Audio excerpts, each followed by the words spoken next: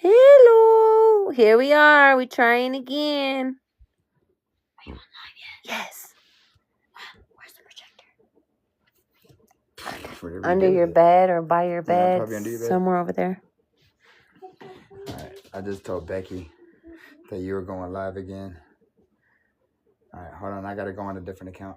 Okay, you going under Chuy Collector? I'm gonna go under Chuy Loves Rose. Yeah. Okay, you gotta build that one up. Yeah. I don't know if you made me a mod there. I don't know if you made me a I will check after a second when after I invite. Alright, I'll just request it up too. Okay.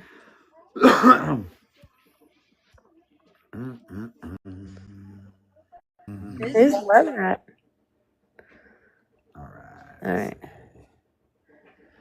Man, I don't have a lot of people on Are here. you? I think you're a moderator. I don't know. I mean, click on your. Oh yeah, I'm a moderator. Okay.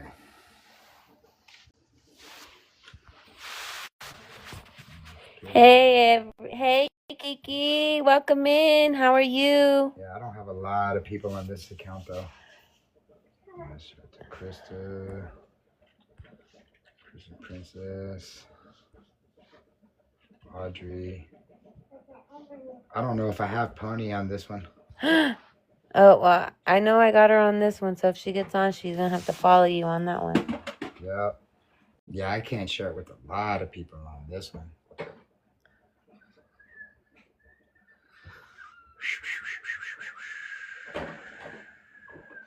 Oh, y'all, I'm just looking for a photo to put up. But actually, Chuy, where we were left at before we were so rudely interrupted. Haha, you could keep on trying to shut us down. Yeah, y'all can keep trying to shut us down, but I just wanted to let y'all know something.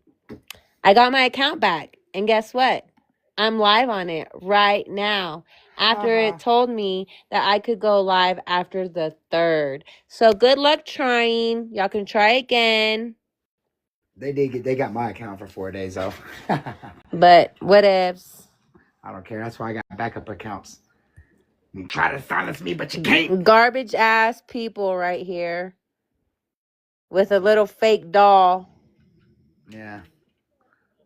Not even a real kid underneath that thing. Yeah, I look like an AI Ken. Yep, that Ken don't look good at all. Look, does Gypsy not go outside? Is she white? Yeah, she's pasty. Allegedly. Yeah, she is a little pasty. And I like that green fencing behind there. It looks like they trying to be kept in something and not kept out. My gosh, Pony, can you believe this? They took us both out in one night. Do you want to know something really interesting? And I just wanted to share it here. However, I'm not sharing people's lives. That's not what I do. However, Casey May is convening a panel right now. And I have not blocked a lot of people on that panel, but it's really annoying because you know how sometimes when you click on live and you end up like in the first live and you don't mean to? So I think I'm going to have to block Casey May because she's like the first live that comes up, right? But let me tell you this. They're on there talking about you and Chuy right now, which is not surprising. So they obviously got you taken down. They have now created a Mean Girls Club. They have a banner, which they're using and very proud of it. They are basically friends with Dreamer. And there's a few interesting people on that panel who have been in this live tonight, and in a lot of our lives who are now speaking shit over on that panel. So keep coming in here is all I'll say, because we're open. Come in here, run your little spy game, do whatever you want, but don't think that you can be trusted, okay? Because there are people who I've seen consistently in here who are on that panel. Now, Chuy, Who is Yeah. Kelsey? Huh? Who's Kelsey? He wasn't here. Hold on, Pony. She just said that Casey May is on their panel talking about us right now, and it's obviously them who are getting us shut down, and they are creating a Mean Girls group. Finish, Pony. Oh man, y'all bitches ain't shit. I could eat an eggplant. Fuck y'all. Ha ha. Yeah, but you know Eat what? your It's little funny chocolate because people sausage. on that panel who are speaking shit right now constantly come into our lives. So as I said to Chuy and Rose, this panel is open. Come in, spy your shit, go back. Because you guys are sad little people, just a bunch of women that sit there and have no brain cells. But the fact that they're created like a Mean Girls banner and the title of their live is We're Bullies and Mean Girls, yeah, you wear that badge. Wear that badge of honor because it sounds really great. However, I wanted to ask you who Kelsey is.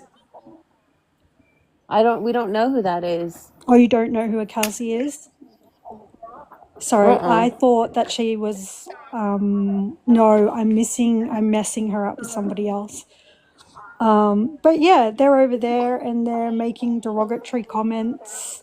And what for? What for?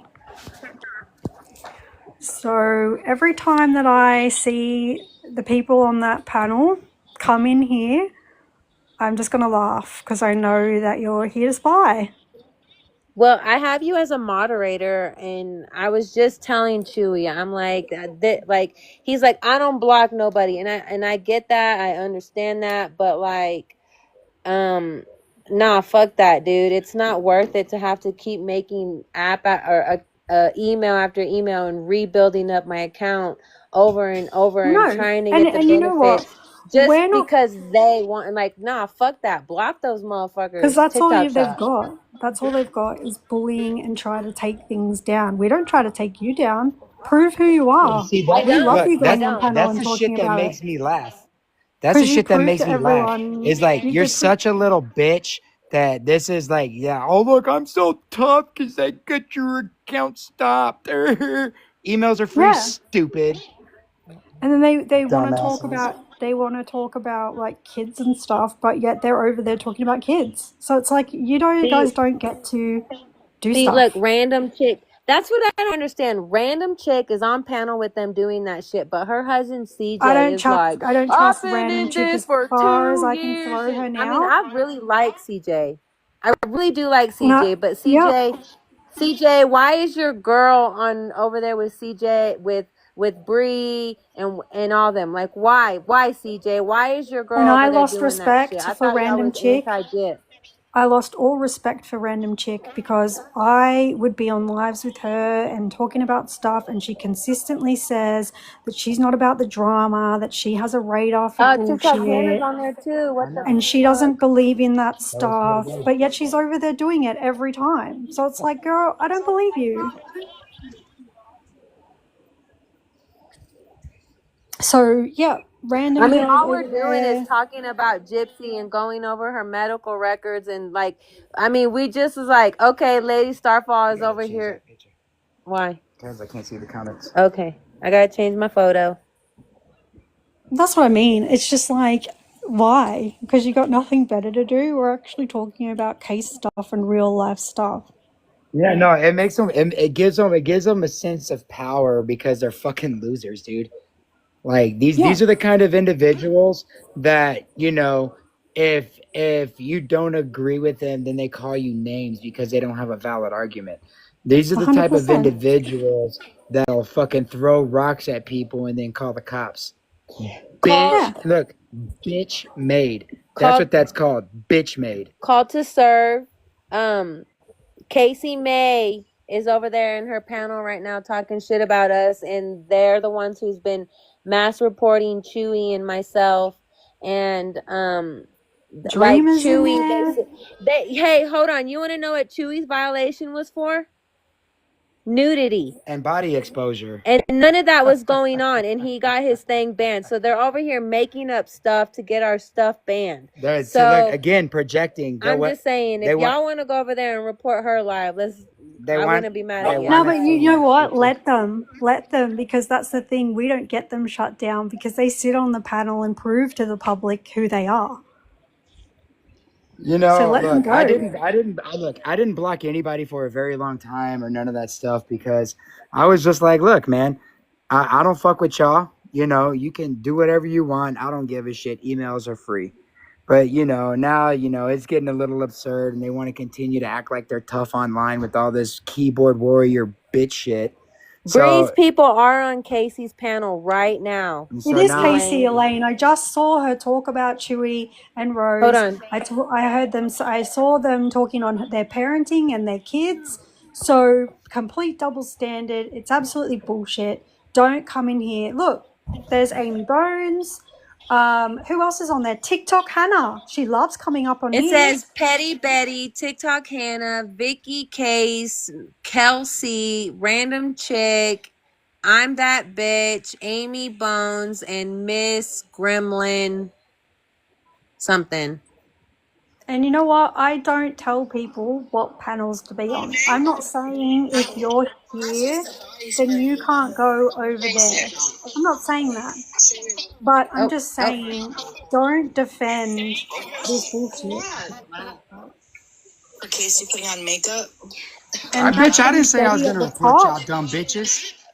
That Petty Betty at the top, she just changed her profile picture because it was Mimi before that. Now what you doing now, Casey? Sorry, no, I lie. I'm that bitch. I'm that bitch. See her profile picture? It's Mimi. How you go from reporting stuff, you know, making content to damn chasing down content creators? Nobody's reporting y'all over here, bitches. Too much energy to do all that. And then somebody said, TikTok Hannah, you really something else, somebody girl. said in the comments, right? Elaine the Pain just said in the comments, you didn't let up the Who of Whoville on the panel. We definitely did. That shit pissed me off. Oh, my mom's in a domestic violence and she's got to come stay with us. Sorry, Elaine. I'm very sorry. That was wrong of me to misinterpret that and call you out. I just saw that somebody mentioned that we didn't let the Who of Whoville up, which is such a lie. We let her up and she slurred her words. Oh, no, and made no sense. Hey, look, I wasn't talking to anybody in our chat. I was talking to all those dumb bitches on panel that were over there saying Chuy said that they were going to, I was going to report Elaine. them. Again, I'm sorry, Casey putting on misread. makeup. Yeah, no, I'm not talking to anybody in our chat. I'm talking to those dumb bitches over there. Oh, yeah, y'all can all eat a dick. Fuck y'all. I don't care. Eat a dick. So I apologize. Don't apologize. Thank you for bringing it to my attention because you know what? Just like I told you the other day that I was suspicious about Random Chick, and the other day Chuy was telling me Casey May is like asking who's Rose, and she was when I dropped Gimpy and I was just Rose, and so I'm still because they were saying Rose 5. Who's Rose 5? Who's Rose 5? And they were like, oh, she's married to Chuy. And then they started talking shit about your house. And I'm like, what has that got to do with anything? How do they talk shit about my house? I mean, they can talk all this shit they want. I got a roof over my head. Eat a dick. They watch our lives, and that's what they do. Well, we don't put our house on our live. They don't know my address. Yeah, I know. That's the whole point.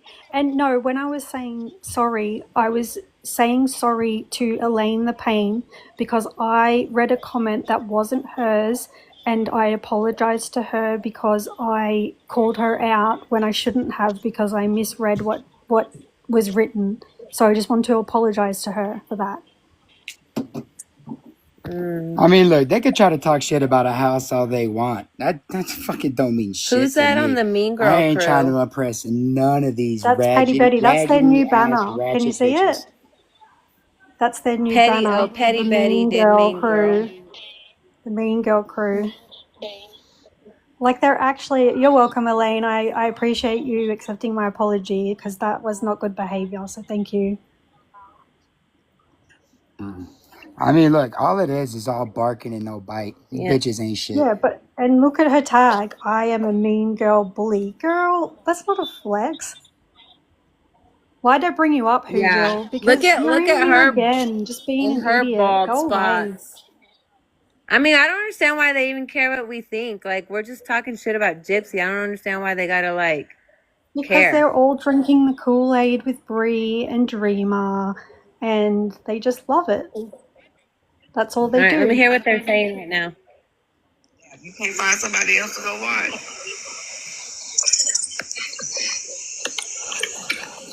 Wait, they're watching my live? Yeah, we're watching your live, you dumb bitch. Ugly ass bitch. Because you're watching my live. Wait, let me A bunch of two-faced bitches over there, to be honest. Two-faced. You sit up I here know, and y'all bitches make say me to laugh people so that fucking you don't hard, do dude. Oh my drama God. and you don't do this. You're a bunch of hypocrites that can't be trusted. But I think he's a roguey wannabe. A roguey wannabe? No, bitch, I actually know them all. Stupid. Morbid. Chuy and Rose. Never. Bree Chuy. Yes. Mimi was Yes. mass report him. Y'all mass reported me, I know. Y'all are adorable. I got 1,000 emails, you dumb bitches. I recorded that so I can give it I to can TikTok. believe Give Hannah it to because him. I've Eat a seen her dick. Give do him it that many too. times, and I've never wanted to call her out because I wanted to trust Oh, her. I'm so But scared. TikTok Hannah is the biggest Dude flip looks flop. like a lady.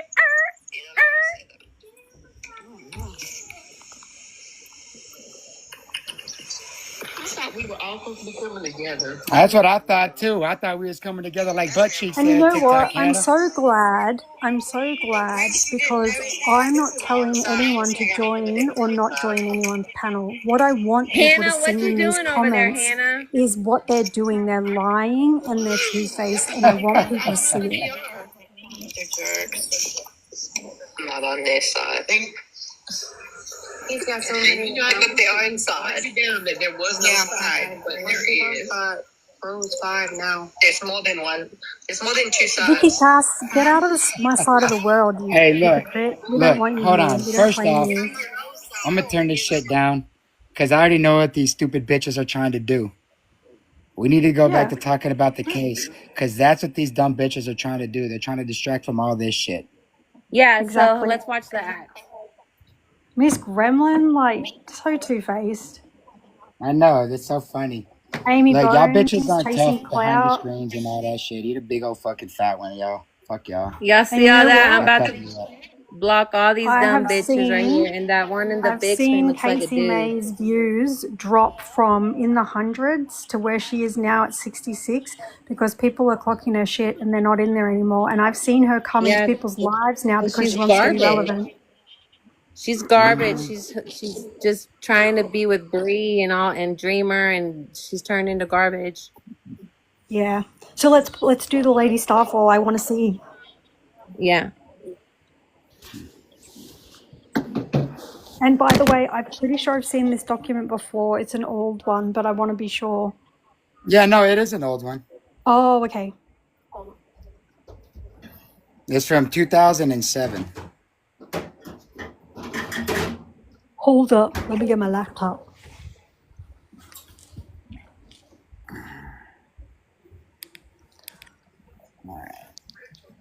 I guarantee dirty ass bitches don't want none. I'll tell you that much right now. Stupid ass bitches. Y'all want to see misogyny, bitch? I'll show you misogyny. Bitches ain't shit, ho. All right. I can't zoom in on this. I think we might have to screenshot it and then you. Okay, here I got you. I got it. I just screenshot it. There you go. Leave that right there. Just because you're a woman, you can't speak They're on a bullies. man, and then when he speaks on you Bully, back, say ugly, you're a mean girls. misogynist. It doesn't work that way. Oh no! I mean, I can show them misogyny if they really want to fucking see misogyny. You know what I mean? But that's what I mean. I'm like, if if you're gonna speak shit on whatever gender, then you deserve what you get. Then fuck your agent too, bitch. That's all you've got. Audrey, I'm sorry, Audrey. They're trolling me. They're reporting me and Chuy and I, and they're And acting like they're holier than thou, and I'm just letting them know they're stupid bitches. yeah, and they're ugly. No, Audrey, I was just saying before that I'm going to block them all because I constantly, when I click live, it chucks me into the first live that comes up and I constantly end up in one of their lives without meaning to. So I totally get it.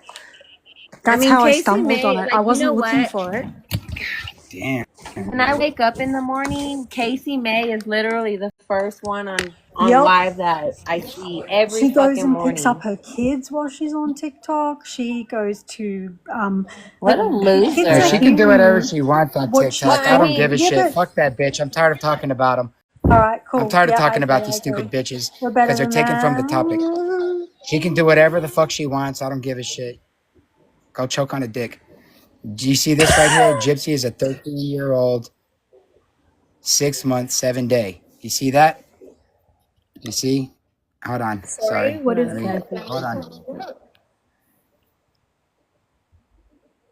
she is a what? I'm so hold on. Rose is doing something. you can start reading. Yeah, I just you can't see reading? the age part. Oh yeah. Sorry. Okay. All right. So you see that right there? It says it's on 4/26, 2007, 10:30. Revised H&P preps or pre-op. No changes. Blah, blah, blah, right? Wait, wrong one. All right. But it does say 13-year, 8-month, 7 days old, female. And the document is right there. 4/4/2007. The chief complaint is on 4/26/2007. And then it's got all this information. But my main focus, though, is Hey, Audrey. Hey, Audrey. Thanks for Thank supporting you. the live. Is this Thank you, True Blue. 13-year-old? That she's a 13-year-old. But and it's just so confusing how this could happen because like I mentioned earlier, with the social security card and the birth certificate, they would have to match. Like the social security number is linked to the birth date. So if she was applying for Medicaid and had Medicaid would catch that error. And it's the hospital that I think could have some people in there that do create typos. And since Gypsy and Dee Dee were frequent flyers, they just enter through everything because their history is so much and they already have it in there and they already know them. Yeah, so this is why I'm doing the lives on the medical documents, because I don't, like, it will take me a long time to explain chronologically what it shows. So I'll try and I'm just going through my notes because exactly what you're clocking is what I went through to show a trend, right? To show a trend of when were these birth dates incorrect? Where did they come from? What was the source? Who would that date of birth come from, right? So, let's see. Oh, little babies. Hey, Biddy.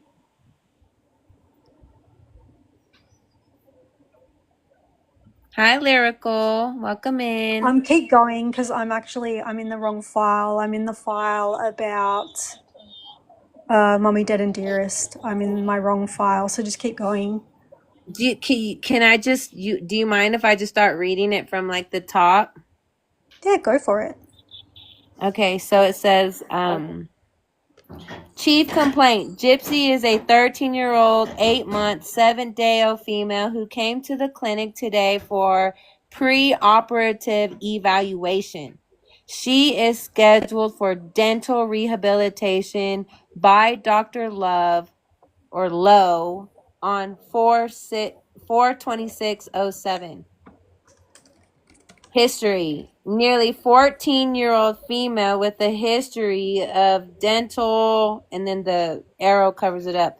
For the last year, last year and a half, teeth are not painful, but has been cavities. So she's got a lot of cavities.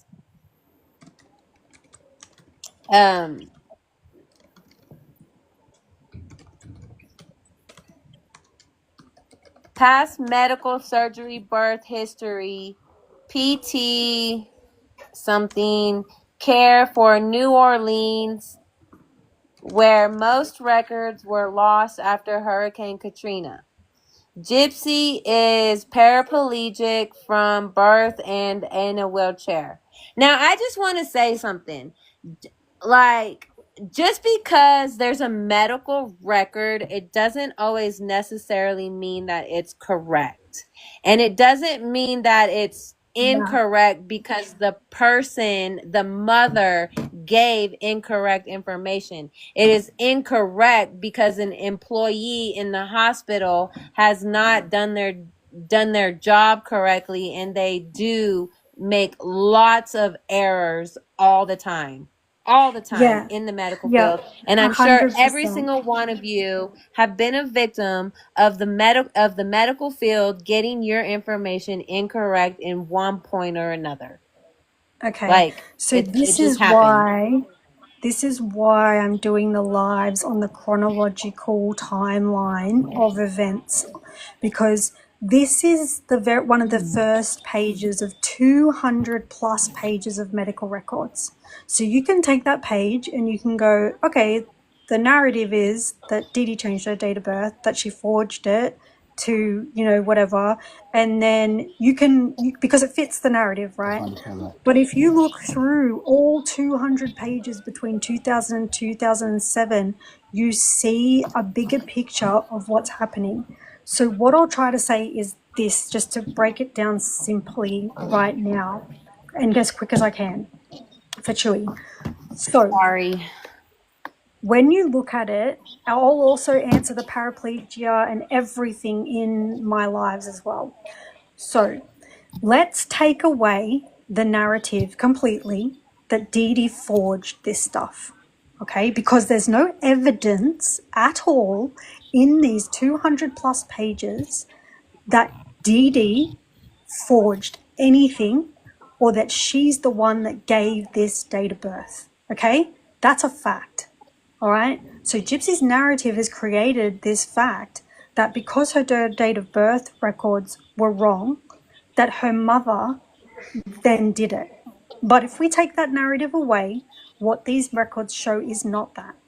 So let's think about it. So in Louisiana, 2000 to 2005, every record in Louisiana listed the 27th of July, 1991, which we know is her correct date. However, the very moment, the first record when Gypsy's care moved to Missouri, the hospital forms suddenly become, at that very point in time, listed as 1993. Okay? So let's play devil's advocate here. If it's the very time that these records were transferred to Missouri, the ones that they still had, and you've got the exact same birth date, but you've got a 1 instead of a 3, first of all, Dee Dee's not doing that, because she's not transferring documents. She might sign a release form to get the documents. She's not involved in that document transfer. So let's just play devil's advocate, right? When you import the hospital information and then that hospital has to re-enter the data during registration, if a clerk misread or mistyped a 1 as a 3, that year could automatically fill in every future visit. And that's what you see. You see that at that point in time of the transfer, it went from 91 to 93, and that's what carried forward because the hospitals use electronic record systems that auto-populate data. So once that error is made, nobody's typing that in again. It's getting transferred onto every piece of hospital paperwork. Now, let's talk on Medicaid. And here's the biggest thing for me, and what you guys said. Medicaid is tied to your social security number. your name, and your official birth certificate date. So for that 8 years that they were doing all these procedures, Medicaid had the right one. So they had the right one. If it wasn't picked up by the hospital, then that's not Dee Dee, right? So her state and federal records always had her real date of birth. That means that all billing, all prescriptions, and all coverage still use the correct date. Only the hospital's internal headers, internal information was wrong, and nobody picked that up. That's not on Dee Dee. That's on the hospital. No one picked it up, right? And they're not doing. So why doesn't this prove that Dee Dee changed it, right? One, caregivers cannot alter hospital databases or Medicaid records. Only staff can. There is no document or testimony in any of the paperwork that I've seen showing Dee Dee asked anyone to change Gypsy's age. Not one. The error appears exactly after they moved states, which is exactly when the Missouri hospital created a new patient record from transferred paperwork. Therefore, if you look at it in totality and you look at it from, say, if they were to argue this in court, right, and you're sitting there as a jury member, it's most probable and consistent that it was a clerical or system error, not deliberate falsification by Dee Dee. That is my assessment from going through those 200 pages. But what I believe is that because her defense had this paperwork, they picked and chose tiny parts that fit their narrative. So they went in there and went, oh, okay, well, Gypsy was pretending to be younger than she was. Look, Dee Dee changed the numbers. It's 91 to 93. But what would have happened is if that went into trial, they would say that. They would have hospital staff members come on and say, hey, is there any way that this could be changed? Do you remember that Dee Dee changed this? Blah, blah, blah. And you would have that whole cross-examination because a lawyer or the prosecution would argue there is no evidence that Dee Dee did it. And these are the things as to why her lawyer said that if they went to trial, that she would have got the death penalty. Because the whole narrative is a pick and mix of things that they wanted to prove their narrative. Like even the paraplegia, I'll go into that on the timeline of how that happened, why it happened, what it means. So there's just a kind of quick summary of what I see in totality about that date of birth. Now, it's very interesting, this one part, and then I'll move on. Gypsy's date of birth only in the documents ever changed up to 2 years. The first time that anyone ever said or claimed for her to be 4 years younger was in her police interview. She was the one that gave the date of birth as 4 years younger. She did that, not Dee Dee. And there is nothing in the documentation that says Dee Dee ever changed anything to make her 19 years old. So what you're saying is the only birth date change is this one in the medical records with the So there's actually two. 2013. So there's actually two, right? Okay. So what happened is, and this is again goes to clerical errors. So there's two. So, and let's just break it down. So the correct date of birth matches the birth certificate that was with the hospital in Tulane, Louisiana. So she's listed in Louisiana at Tulane University Hospital from New Orleans with the correct birth date, right? So they had the correct birth date. They had it on file prior to moving to Missouri. Then I think so this whole thing that Gypsy says that she had no medical documents from Louisiana and that her mum said she lost them all, I dare say she did lose a lot, but it's a lie because it says here that a lot were missing. However, a lot of the conditions that she had in Missouri, they didn't just pop up out of nowhere, right? They came directly from staff at Tulane University Hospital. Doctors put in a request to the doctors in Louisiana, and they transferred documents from there to Missouri, the ones they had. So it is complete falsehood that there were no records from Louisiana, because there were. And it also is written in the police file that the police viewed documents from Louisiana. So you can write that off right away, right? Then the incorrect date, 93, is found repeatedly after relocation to Missouri, and it is completely throughout the Children's Mercy Hospital records from the time that she moved to thing. And I think what people don't understand is she didn't just present to Children's Mercy in Missouri and her mum said she has seizures and she's on Keppra or Tegretol. No, that record of her having a seizure disorder and that her pharmacy documents that she was on Tegretol, that came from Louisiana. That wasn't just made up in Missouri. That came from Louisiana medical records. And it transferred across. So Dee Dee didn't just come to Missouri and all of a sudden say all these things that were wrong with her. Using the wheelchair, her muscle weakness, that came from Louisiana records, not from Dee Dee. So that whole narrative is shit, right? Then you've got the 93 being pulled over, right? This includes all treatment records, anesthesia sheets, preoperative notes, everything.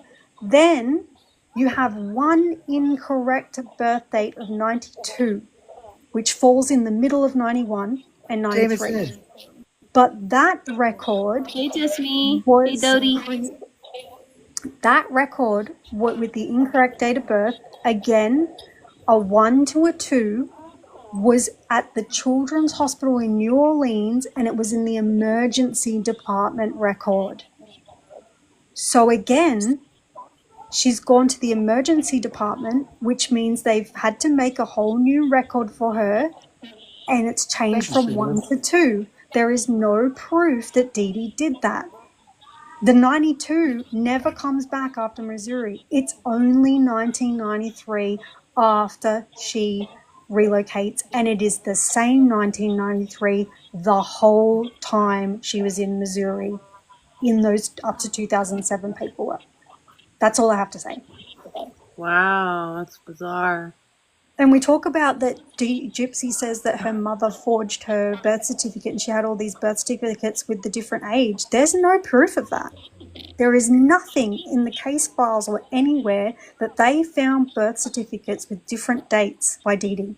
Again, she made that up.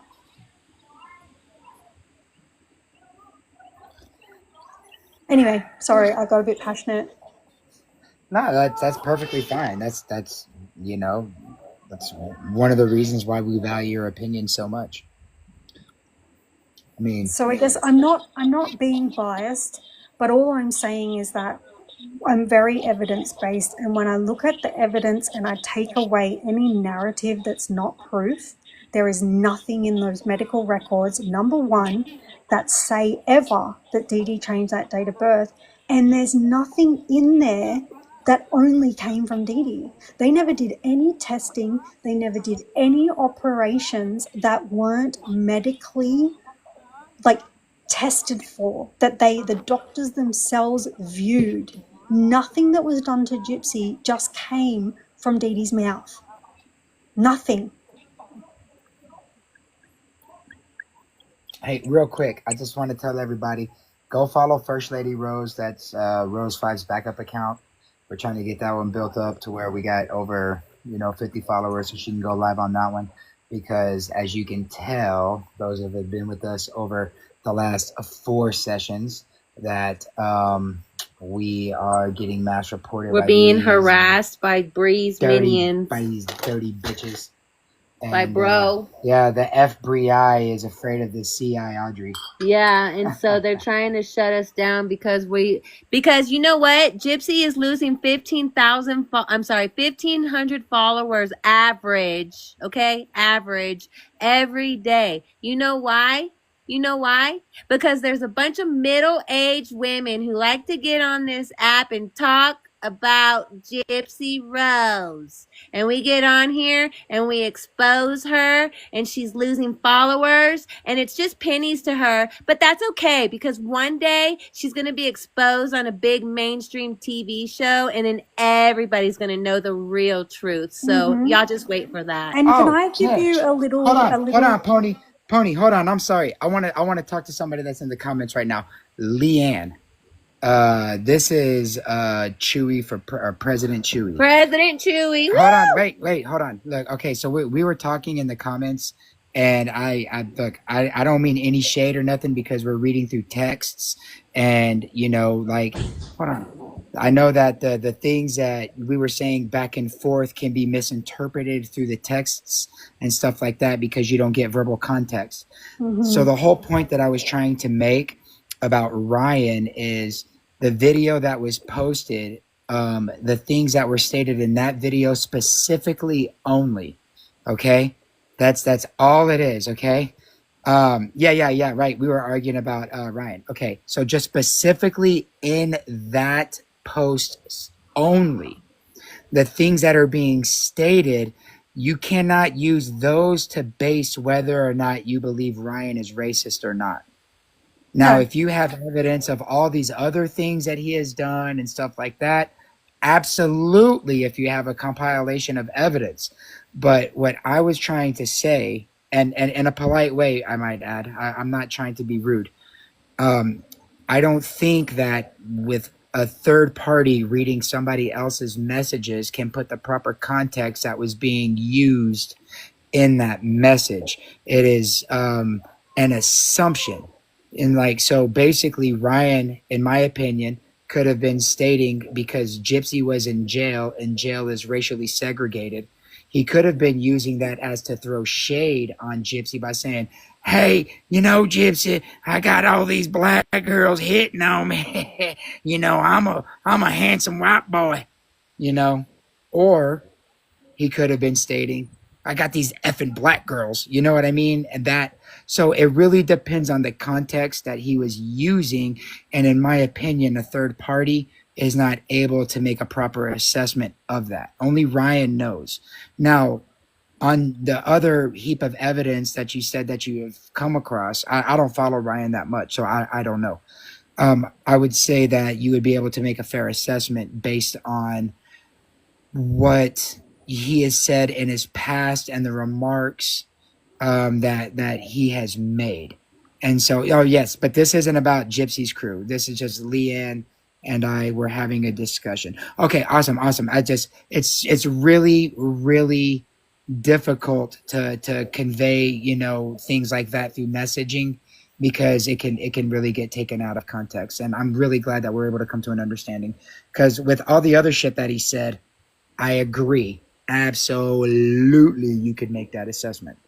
But just based off of that video, I can't make that assessment just based off of the one video and those two emails that were separate, by the way. The president has spoken. Yeah, so I totally agree with you, Leanne. Thank you all for the gifts. I really would appreciate the follows. If y'all could follow First Lady Rose, I'm trying to get that one. No need for apologies, Leanne. I didn't take anything you said rude or anything like Leanne, that. always I happy for a completely debate. understand. Yeah, I love it. I love a healthy, intelligent debate. I love that shit. I did want to point out quickly something because I know a lot of people always go on about the seizures and the Tegretol and that she was fed Tegretol against her will, right? And I want people to understand that I'm not an expert. Yes, I am Australian. I don't live in America. But you did stay at a Holiday Inn Express last night. I did, and it was freaking awesome. But what I will say is this. When I go through the medical records, I have to do extra research because I don't know how Medicaid works. I don't know how medical laws work. I don't know how hospitals work in America. So I have had to do a deep dive to find documentation on how this would have worked. That doesn't mean I'm right. I'm just saying I can't base my opinion on these medical documents off what we do in Australia. I had to go and find what is written about America. So Yeah. I just want to touch on the Tegretol, right? So first of all, Tegretol is a Schedule 5 type controlled medication, right? It's prescription only, everybody knows that. But before issuing Tegretol, a doctor must document a diagnostic basis on which to prescribe the Tegretol, which would be an EEG, a neurology consult, or observed seizure episodes, right? And so, Tony, was she taking Tegretol? Yes. Okay. Yes. Truth Well, Talk she wanted was to know. prescribed She was Tegretol. prescribed Tegretol. I don't know if she was So here's the actually thing. taking it. Exactly. Truth Talk was asking. Prescribers are personally liable for inappropriate use. There is no way that a doctor would ever write a script for Tegretol because a mum asked them to. It would expose them to disciplinary action, right? So the fact that the hospital pharmacy dispensed Tegretol under Gypsy's name proves that a licensed physician entered an order for that, right? Now, the seizure disorder did not just pop up when she went to Missouri. That is not what happened.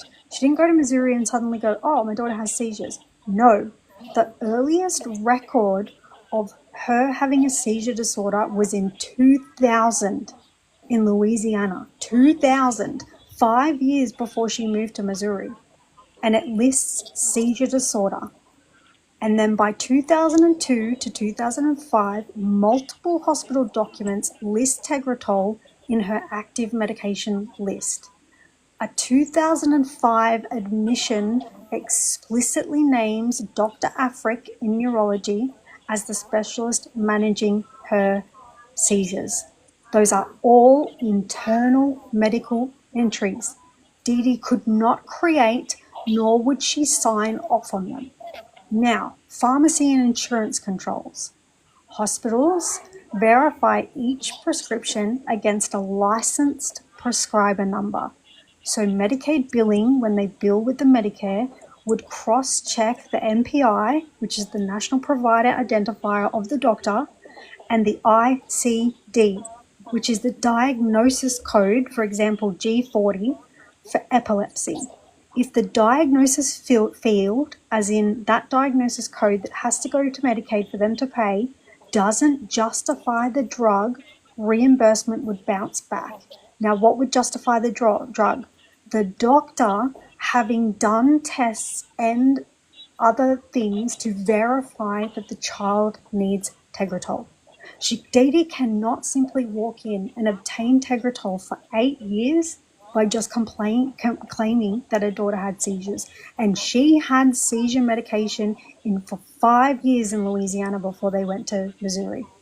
And the reason that she continued the Tegretol was because the Missouri neurologist got those documents from Louisiana, right? So it's all there. Now, I like to say clinical because the Who of Whoville will love this, right? Oh, I was going to say, but you're not a clinician, Pony. You're not a clinician. You need to look up the clinical logic of prescribing something like Tegretol. Tegretol, because it's a Schedule 5, it's a Schedule 5 for a reason. Tegretol requires periodic blood level monitoring to avoid toxicity, right? So they need to frequently, every time she visits, probably do a blood screen because they have to get the insurance on it, and they cannot prescribe Tegretol without doing checks on the blood to make sure that the levels are okay and not causing toxicity in her blood. So there's no way that continuation could have happened without that happening. The second thing is that Dee Dee only ever got that Tegretol from the hospital. That prescription was filled every time by a doctor at the same hospital. So she's not shopping around and getting scripts and all this sort of stuff for Tegretol. Again, that's a narrative. So when you take away Gypsy's narrative, the medical documents are not showing anything that she said. Anyway, that's all I have to say. Well, this, like, I got to tell you, Pony, it's shit like this that really keeps me on. Like, okay, whenever I came across this document, like, I had my foot on the ground. My hand was still on the fence. My foot was still on the fence, but my other foot was on the ground about Dee Dee. And then I came across that document, and then I dropped back up on the fence, and then my foot was on the other side on the ground about she's a piece of shit. And then, I mean, like, just like the way that you explain things when it comes to like the medical documents, it really it really helps put things into perspective from a clinician point of view. And I've taken this directly from like the protocols of Missouri State hospitals. I've looked at prescription schedules in Missouri State. Like, this information I'm not just making up. I've taken it from places that I've read. So I could be misinterpreting what I've read for sure. But all I'm saying is that the reason if she went to court she would have got the DP is because everything that she claimed, they would have had a doctor saying, well, no, that's not what it shows. No, that's not what it shows. No, that's not what it shows. Yeah. Consistently throughout. None of her narratives. And the wheelchair is the biggest one that I won't go into now that I want to debunk, because the wheelchair thing is so interesting and there is no evidence that Dee Dee ever made her sit in a wheelchair. It was recommended and monitored by doctors. Dee Dee never just put Gypsy in a wheelchair. The notes show that doctors gave her the wheelchair and she used the wheelchair as part of a plan because she had hypertonia, which is weakness of the muscles, and that she had issues with her legs. Not because Dee Dee just suddenly decided that she was going to put her daughter in a wheelchair and make her sit there. Well, So you ask, Chuy, when did the con start? well, I want to know at what that's point, what Rose asks. At what point did Dee Dee start conning? Because in these records, I'm not seeing any conning.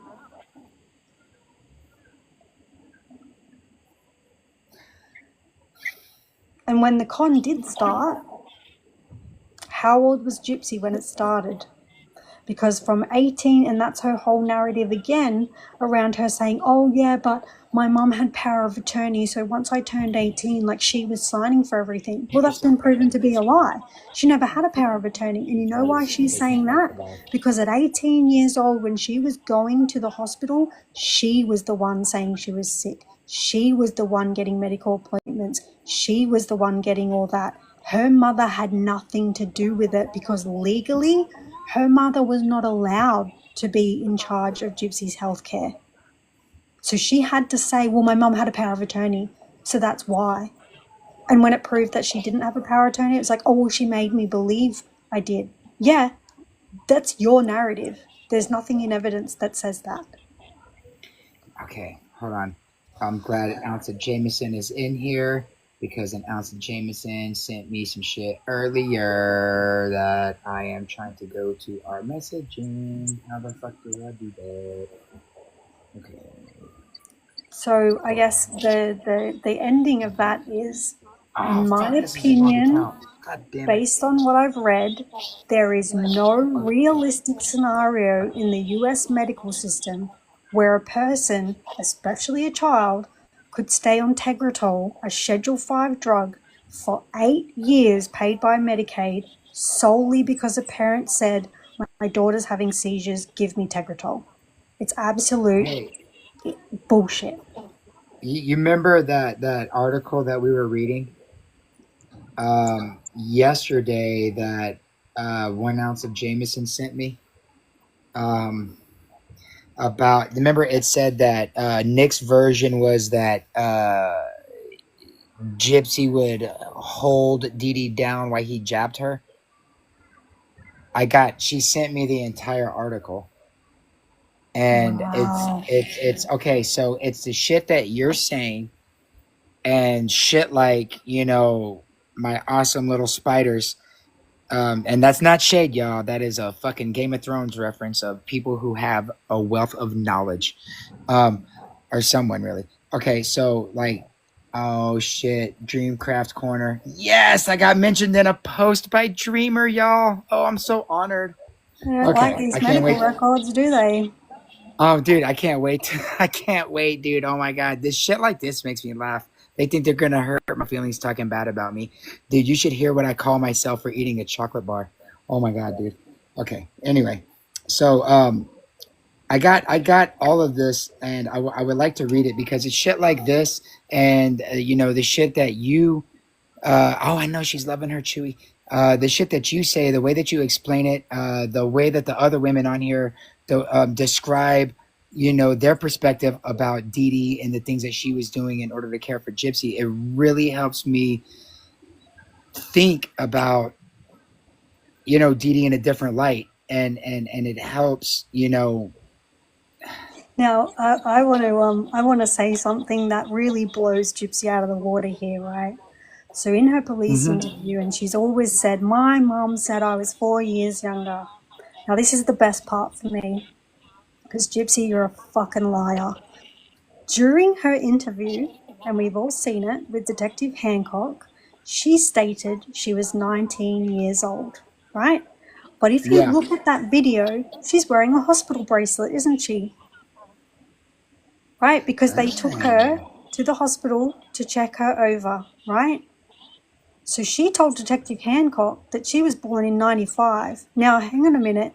There is no medical documentation anywhere that says 1995. So your mum didn't come up with that. But this is the best part. She said that she was 19 years old and that she was born in 1995, and the detective knew she was lying because he wrote in the case book that she was wearing a hospital bracelet that listed 1991 as her birth date. So this bitch is saying that she didn't know her date of birth, she didn't know how old she is. She said that she was born in 1995, and she's literally wearing a hospital bracelet that says 1991. I mean, you can't make it up.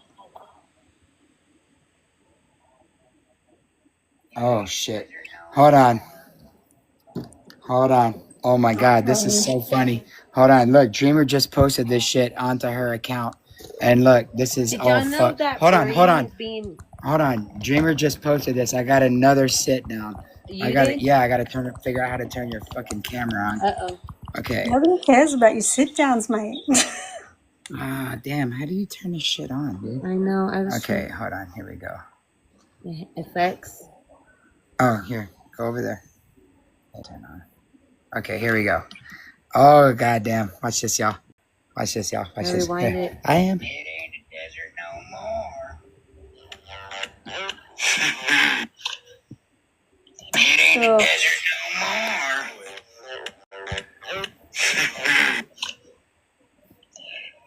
Have a seat.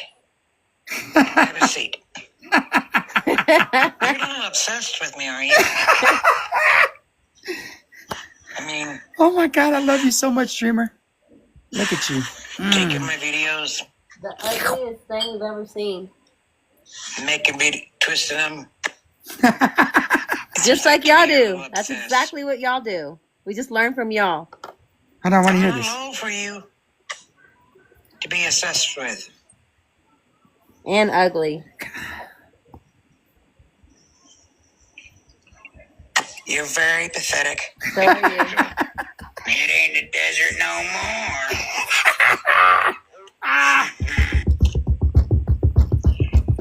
Have a seat. Have a seat. Fuck. You're not obsessed with me, are you? my God, fucking love this shit, dude. Oh my God. I mean, Yeah, Chewy's into chicks with mustaches. taking my videos. I want a mustache ride. Jump on it, Making video, twisting my them. pony, my It seems like to me, saddle. He likes the wrinkles too, you know. Waiting.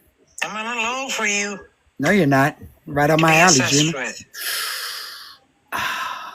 Oh, look at her showing an ear. Someone's in danger of having their ear swept behind their You're ear. a very pathetic individual. So's your mom. It ain't a desert no more. Hey, so did y'all know that Bree is being accused of looking at child porn? And Who she said just that? said that. Huh? TikTok shop. Who said that? Madison.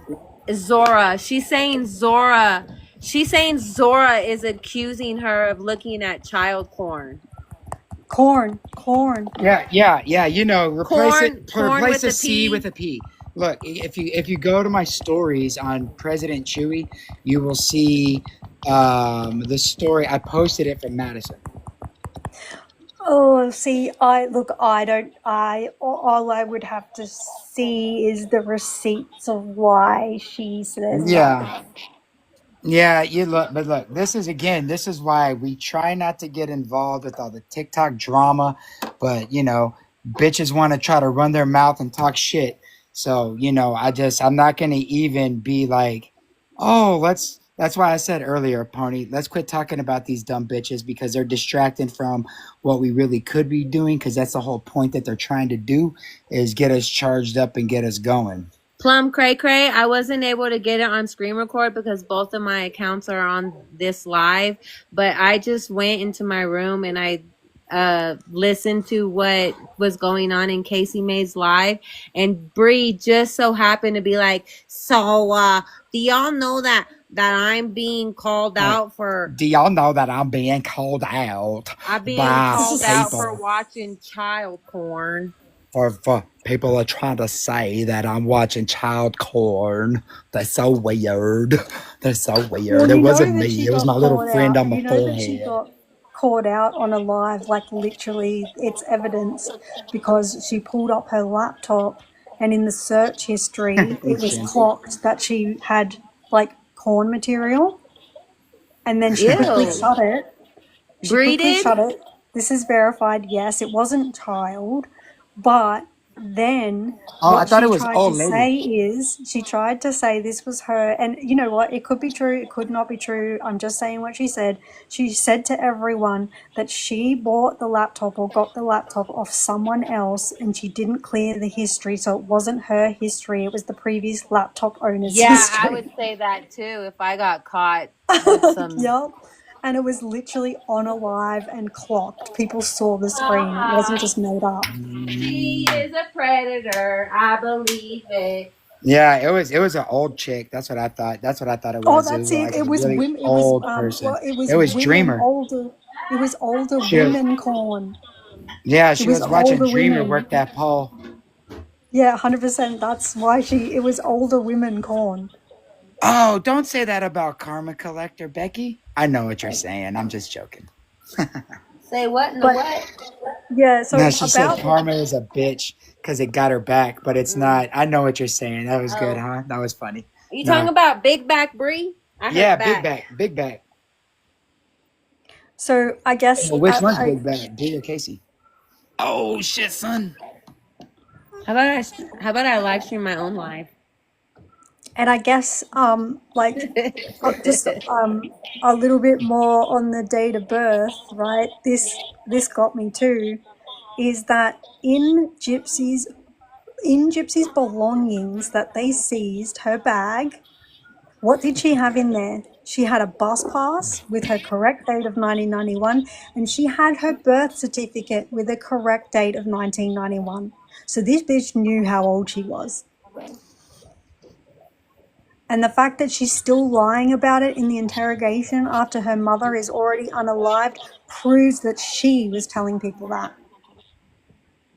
Wow. Oh, and they were on their call to serve. they said who you were, and I'm not gonna say in my live because I'm not gonna out you like that.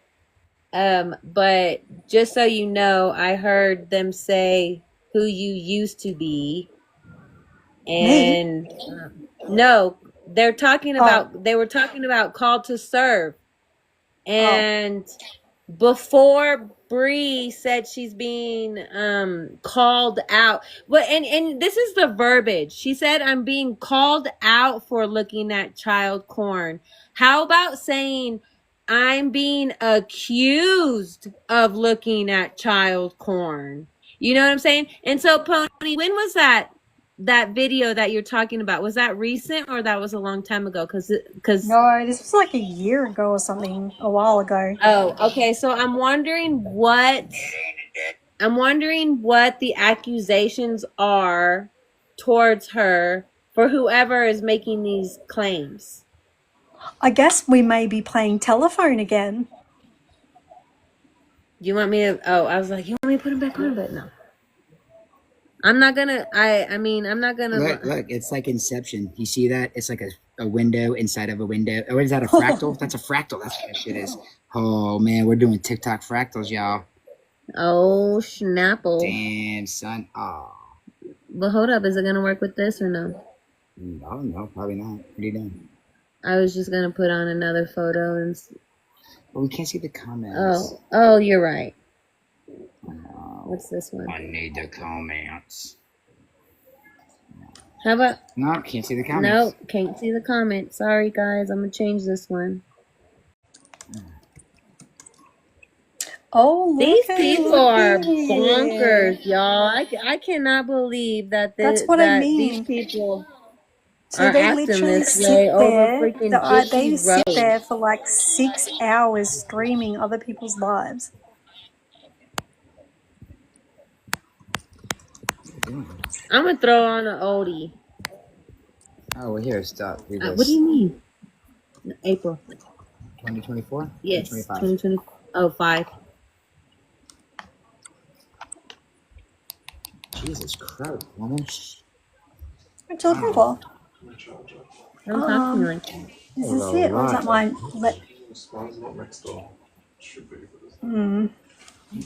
Is that the Mr. Aussie? Because I stole that call. Does he sound more Australian than you do? I was using it last night. It should be in the power board in the drawer next door. Don't act like you don't hear us, Pony. Interesting. You know you hear us, Pony. Pardon? You know you can hear us. No, I'm sorry about that. No, I thought I was muted. Does he sound more Australian than you do? Yeah. So he sounds more like about like this right here. Probably not that far. I know. I love doing my accents and my. No, I'm not sometimes I like to all. pretend like I'm Russian.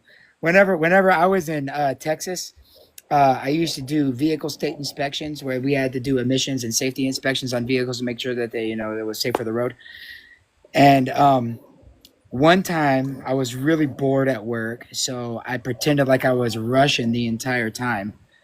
And I was telling people whenever they would pull up, "Hello, do you have papers for inspection purposes?"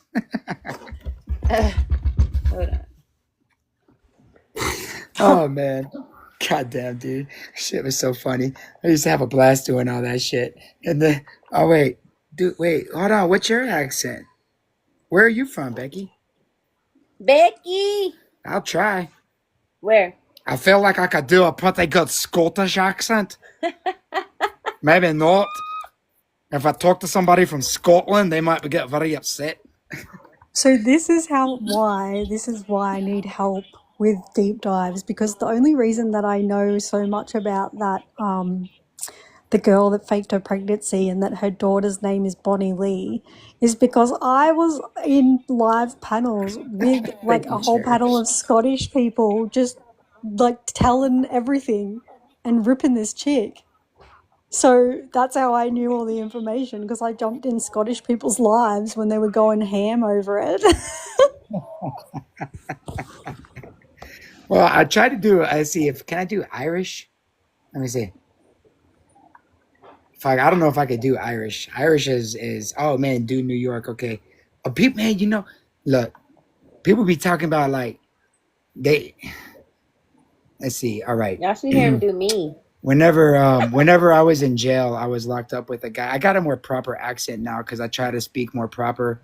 But sometimes, you know what I'm saying, son? Like people be talking like I was talking to this one kid, and he was from Brooklyn, and he thought I might be from the Bronx, just from the way that I was talking. You feel me? I don't know if that was good or not, Cherish. But I mean, that was.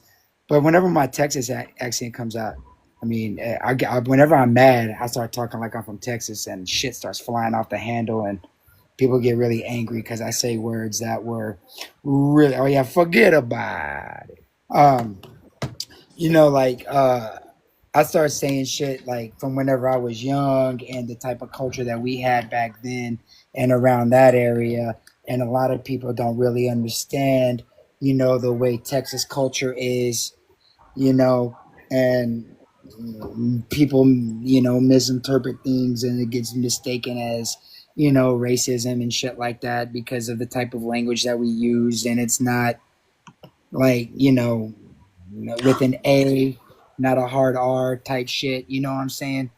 And it's just like the way that I was raised and how I grew up and the people I grew up around. I grew up with nothing but Black and Hispanic people. You know what I'm saying? And I was a little ray of sunshine in the group. My yeah, I can't tell you my nickname though, because then I would be doxing myself. But yeah. Can I tell you Anyway. something too that I found? Yeah.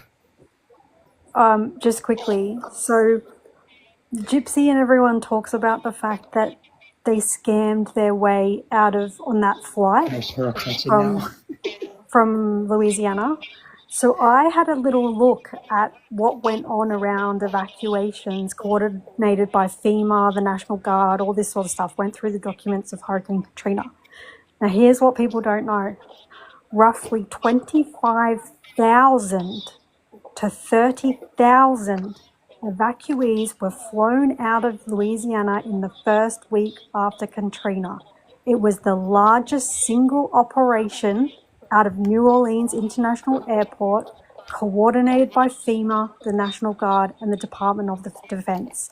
Those planes went all over the country: Texas, Oklahoma, Arkansas, Tennessee, Missouri, Utah, Illinois.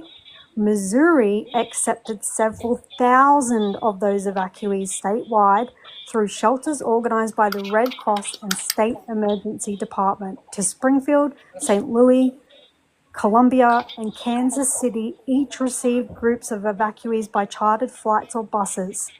So if Dee Dee scammed that, then 29,000 other people scammed a flight too. Mm-hmm. So let's not act like Gypsy got some special treatment by being flown out. Yeah. I'm glad she went to Missouri and not Texas, because if she would have went to Texas, that would have been some bad outcome for her had she have done what she did in Texas. Bad outcome. She probably would have got the DP if she was in Texas and did that.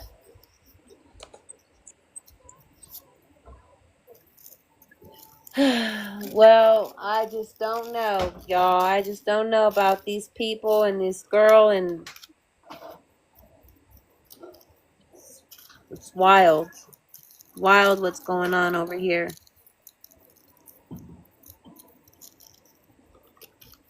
They weren't evacuated by FEMA. Called to serve. Who were they evacuated by? Okay, so I want to ask this question. I want to say this. The narrative that the media started with when they retold the stories was that it was an angel flight. right? But that was Right. used informally to describe those humanitarian airlifts, not the registered Angel Flight network that normally flies individual patients. She did not take an Angel Flight. That is false. There is no evidence to say that. And second of all, there is no medical documentation that show Gypsy was ever evacuated on a medical helicopter or a medical jet, such as Life Flight, Angel Flight, Hospital Medevac, anything. And none of her Missouri intake or follow-up hospital records describe a medical transfer or that she arrived directly from a hospital. And you have to think about it. If she had come through a Life Flight or an air ambulance, the first Missouri medical chart would have explicit notations saying that she was transferred via an air ambulance for the following reasons. And it never said that. So it's like she's on like. So are you saying she only had like the one helicopter ride or what? I mean, because I know that they were just saying she had multiple helicopter rides to go to the doctor and be seen by the doctors, but it's like you're saying there's no evidence of that, but we see her on a helicopter. There's like photos of them in a helicopter.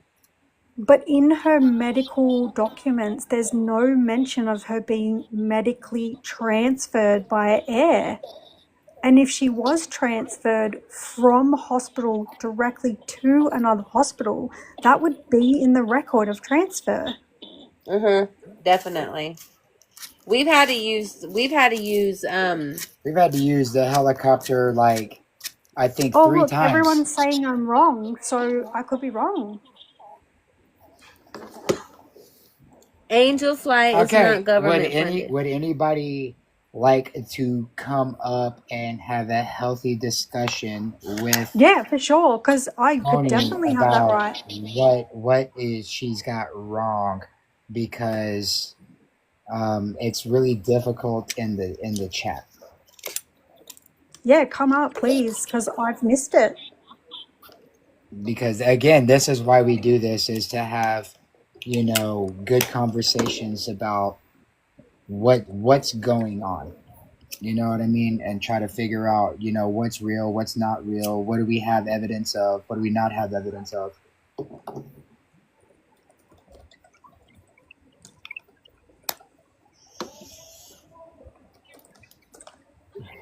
Hey, Baby D. Baby D. Baby D. How you doing, Baby D? D is fire. Oh, I love me some Baby D.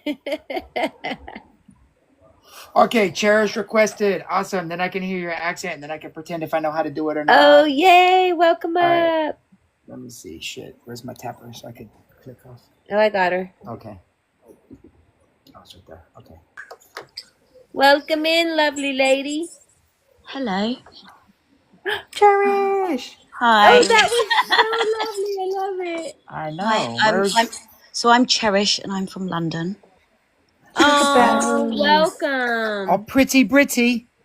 There we go. Sounds good. We've got our bossy Aussie and our pretty Britty. Yay. So you can, so Chuy and Chuy's wife, can you tell the difference between mine and Pony's accent, right? Very much so. Well, y'all have a conversation real quick. I can. We do. No. Don't get us started because we won't stop. Yeah, it's true. Sometimes Cherish is live and it's just me and her. We go off. Honestly, yeah. We nearly took over last time. Oh, y'all are adorable. I love every moment of this. Oh my gosh. You know what, right? I wasn't actually coming up to what's it called? Challenge Pony. I was actually just coming up to say, you know what? Whoop, whoop. Well done, Pony. Go on with what you done. And anybody else that was in on it? I love that. Thank you. Pony needs Pony needs all the love she can get, because right now everybody's out to get her because she's over here slaying. She is slaying. Listen, let me try and come and get you, Pony. Let me try. Yeah, but also I would please, if someone can direct me, because everybody is saying that I'm wrong and that she got an angel flight. So again, like, my research and what I've looked into is wrong. So I would love to be corrected on that, and that's why I talk about this stuff, because I'm not going to be right on everything, and I must have missed it. And everybody is saying that everybody watched it in America in real time, and that they Okay, stayed hold at on. the special needs well, shelter. Hold on, I'll real tell you quick, what, real quick, Pony, we real did, quick, real quick. go Hold on, on, hold sorry, on. go on. Okay, 1 ounce of Jameson is saying, do you have us on in the background too, Cherish? Because it's kind of echoing. No, but I will mute because I'm in London town, and it's very city. So what I'll do is I'll mute whilst we're talking. Go on, We've sorry. been to London, Rose and I both. Yeah, it's Oh no, ridiculous. I Right have. now I'm in the Well, ghetto. I've It been to ain't even London. great. I'm not even the posh part. It's the ghetto. Like, Oh, yep, I gotcha. yeah. Okay. So 1 ounce of Jameson says that they stayed at a special needs shelter and Mercy flew them. And then Audrey, she is also responsible for Gypsy being blocked on. Okay. That was something else. Okay. Becky said she had a question, and I'm curious on what her question is. And okay. Mercy Hospital, according to Dee Dee's friend. 1 ounce of Jameson added and said, Mercy's Hospital, according to Dee Dee's friend. And 1 ounce of Jameson has got a wealth of knowledge as well, too. She's the one that was Yeah, in the 100%. Facebook group 10 years ago and stuff like that, too, yeah. And thank you for clarifying that. However, I want to go down a different road, and this is not because, I accept that I'm wrong on that. However, I want to know why or how Gypsy being flown out from Children's Mercy Hospital as a patient of Children's Mercy Hospital, how was that a con? Because according to her hospital records, she did need a wheelchair, she did have a seizure disorder, she was legitimately in hospital at times, she was getting treatments, so there's nothing to suggest that she wasn't eligible for that transfer. Yeah, So when and see, Gypsy and this is why I says, like talking about it, because this is the yeah, same thing that I talked about with Fancy, and I know your feelings on her, but we were talking about the leukemia and um, when she was 10, right, is where she was doing oh, the. thanks, Oz of Jameson. That's exactly, we agree, 100%. It wasn't a con. So when Yeah. Gypsy says, oh, my mother manipulated to get onto that life flight or whatever it was, she didn't, No, because it if wasn't. doctors had looked that there was a giant hurricane, that people were being flooded, that there's a sick child with all these records, and a social worker or a doctor chooses kids from the hospital, which there probably were a hell of a lot of them, and says, we got to evacuate these kids out. Gypsy was 100% eligible for that transfer based on her documents alone, not because her mum said, hey, yo, can you get me on a life flight? Come on. Yeah, see, that's the one thing that Rose and I have never agreed with. Oh, I don't know about Rose, but myself have never agreed with, because the way that we've had to deal with the hospitals and doctors and specialists, neurologists, all this shit.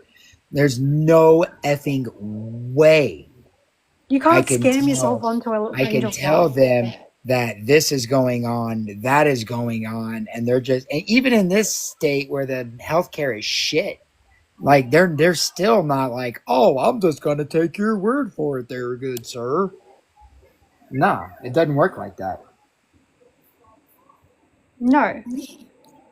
And the other thing too is that more than 20, so there were 20 plus pediatric patients that were rescued from Hurricane Katrina and airlifted to Children's Mercy Hospital. Gypsy was one of 20 children, and that was coordinated by the hospital's critical care transport team. So that means the critical care team would have had to sit down and Thank you, Jameson. decide which 20 kids or who actually needed to be medically transferred out of Louisiana. And Gypsy made that list, not because her mother just said, oh, put my kid on the list, or scammed her way onto the list. It just So doesn't make let me sense. ask you this. Okay, so like what I was talking to Fancy about was the leukemia, right? 1 ounce of Jameson, thank you. So it, she went to Disneyland or World, whatever, right, with the Make a Wish, right, whenever she was like 10, and that was the first time that she went, right? And that one I feel was valid. And so that's what we were talking to Fancy about, and this is why I say, like, I don't care, you know, where the information comes from. It's more of the factual information that's being provided. You know what I'm saying? And so, like, I was a big time believer in, you know, she was able to con her way into doing the whole make a wish thing and shit like that. And then Fancy was able to explain it to me that she had the leukemia, but it was in remission. And because she was a survivor of cancer, depending on which avenue of the make a wish that she went down, it would have been perfectly eligible. Yeah. And So that was another thing that completely shattered my narrative that I got from the act. Yeah, but hold on. Earlier you said who was it asked you why you were upset with Dee Dee, you said that Make-A-Wish thing. Yeah, there was there 3 Make-A-Wishes, right? No, there was only one. Okay, well, see, this is why I talked to you about this shit, because Pony, is that correct? Look, the whole I reason can't that comment I on thought that. the way that I thought I can about comment Dee on Dee. it. Sorry, I don't want to butt in, but I can comment on it. Allegedly, the others Hold were paid on. for. Let Chuy finish Let Chuy finish what he was saying, and then I want to hear what you have to say. Do you want to butt in? Okay, go on. The whole thing that I thought about Dee Dee was based on what the act had portrayed her as, and a lot of the, I guess, hearsay information that people had going around at the time that a lot of people seem to be really convinced of, and with the conning and shit like that. But Dee Dee still didn't deserve to go down. You know what I mean? But the more and more that I talk to you, and this is why I want to focus a lot on Dee Dee, is the way that people are explaining, and there's so much information that's out there that so many different people have, that it paints a different light. And I feel like it has really changed my mind on Dee Dee until I came across that one paper that said that she was 13 years old in 2007. But I got to make sure that that's a real paper. But from the way that you explained everything earlier, Pony, it really shatters that whole fucking narrative. You know what I mean? And it's I just wanted to put that out there and say that, you know, I really value a lot of y'all's opinion on Dee Dee, and, you know, yeah. Go ahead, Cherish. Okay, Cherish. How many Make-A-Wishes were there? Allegedly, from what I know, there was only one, and the others were paid for. Right, because she was saying she had a seasonal pass to Disney World and Universal Studios. So I think when she was 23 years old, wearing the red wig, dressed up like Ariel in the wheelchair, looking all frumpy and unhappy, little ungrateful. That was a seasonal pass. That wasn't a Make-A-Wish. There's a big rumor that was a Make-A-Wish. That she was 23 years old doing a Make-A-Wish. And that's just simply not true, because she only did one Make-A-Wish when she was a 10-year-old little girl. And if you check, that was called for. I'm sorry, Mrs. And if you check the back of the wheelchair, there's a whole birthday badge on the back of there. Oh yeah, it was I got you, Jameson. A sticker, a birthday sticker. Yeah. Hey, I want to say real quick, 1 ounce of Jameson. I'm telling you, man, gangster, dude. Dee Dee had memory issues because of her accident. Hence the reason for the 3-ring binder of Gypsy's issues. Used that to her advantage.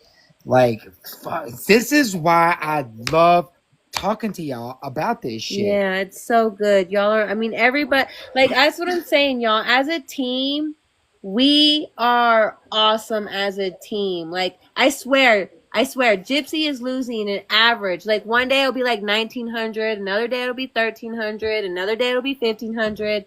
An average 1,500 people a day. See, Go to Tick Count, TIKCOUNT, Tick Count, and you can put in Gypsy's name, and you can look at how many followers she has, and you can literally see her lose followers in real time. and but see, and this is why they mass report us and they do all this bullshit now, because we want to expose this bitch and get her out of here so we can move on to a different topic. You know what I'm saying? And they think she deserves to be on. Well, no, look, that's not that. They don't think that she deserves to be on. They need her so that they can be relevant. Yeah. You know, like this may sound bad, but I don't mean it in a mean way.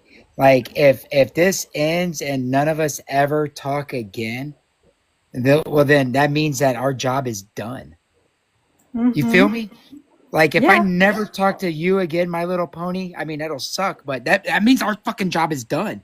We did what 100%. We came here to do, was expose this bitch. The problem is that there's other people on this app that's not their main goal. Their main goal is financially driven or relative driven. Predatorial, I think. Or relative driven. They want to stay relevant in the conversation, and you know, maybe they see these people that are, you know, buying $85 million mansions in fucking California and then buying the one next door to it just because they don't want their mom to have a neighbor. That's a real story, by the way, in Malibu. Maybe they're trying to get to that or something. You know what I'm saying? I don't know, but this is why we do what we do, is to watch this bitch's real numbers drop off dramatically. The 100%. Ones that are staying are bots, paid for, but she can't really afford this shit no more. That's why they're dropping like flies. And let's look. Woo! And let's look at, right, that's the thing with this, and that really gets my goat, is that people don't realize that everything that Gypsy has done is a performance and a narrative. That is it. Okay, look, Gypsy hates it when the content creators get paid. So that means y'all need to be, if y'all appreciate the work that your panelists are doing, they're up here putting themselves on Front Street to expose this bitch. No, baby D. And I am too, and so is Chuy, and everybody else. We should be supporting each other. I do. I give coins to everybody who always comes up on panel and has wonderful things to say. And I just want to put that out there, because that's the whole point of this app anyways. The whole point of this app is to engage and grow and benefit and be productive, and you know what I'm saying? But I mean, we also like to support our panelists and other people that go live too, because man, it takes balls to do this shit. As you can see, right? We talk about Gypsy. We make fun of Bree because she talks shit to or you know, makes fun of other content creators. Talk shit about Sheena because she does that. You know, the people that talk shit, you know, I fuck them.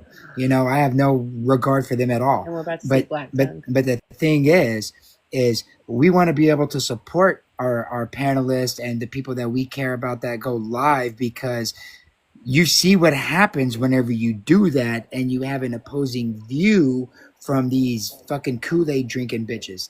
And they're wanting to try to shut it down, and they want it to stop because they need her to be online so that they can continue to have content and they can continue to make their money or whatever the fuck they're on here for. Well, like, because it sure ain't to expose this bitch. But look, the people who are on their team are over there cheering them on to come over here and report us. You know what I'm saying?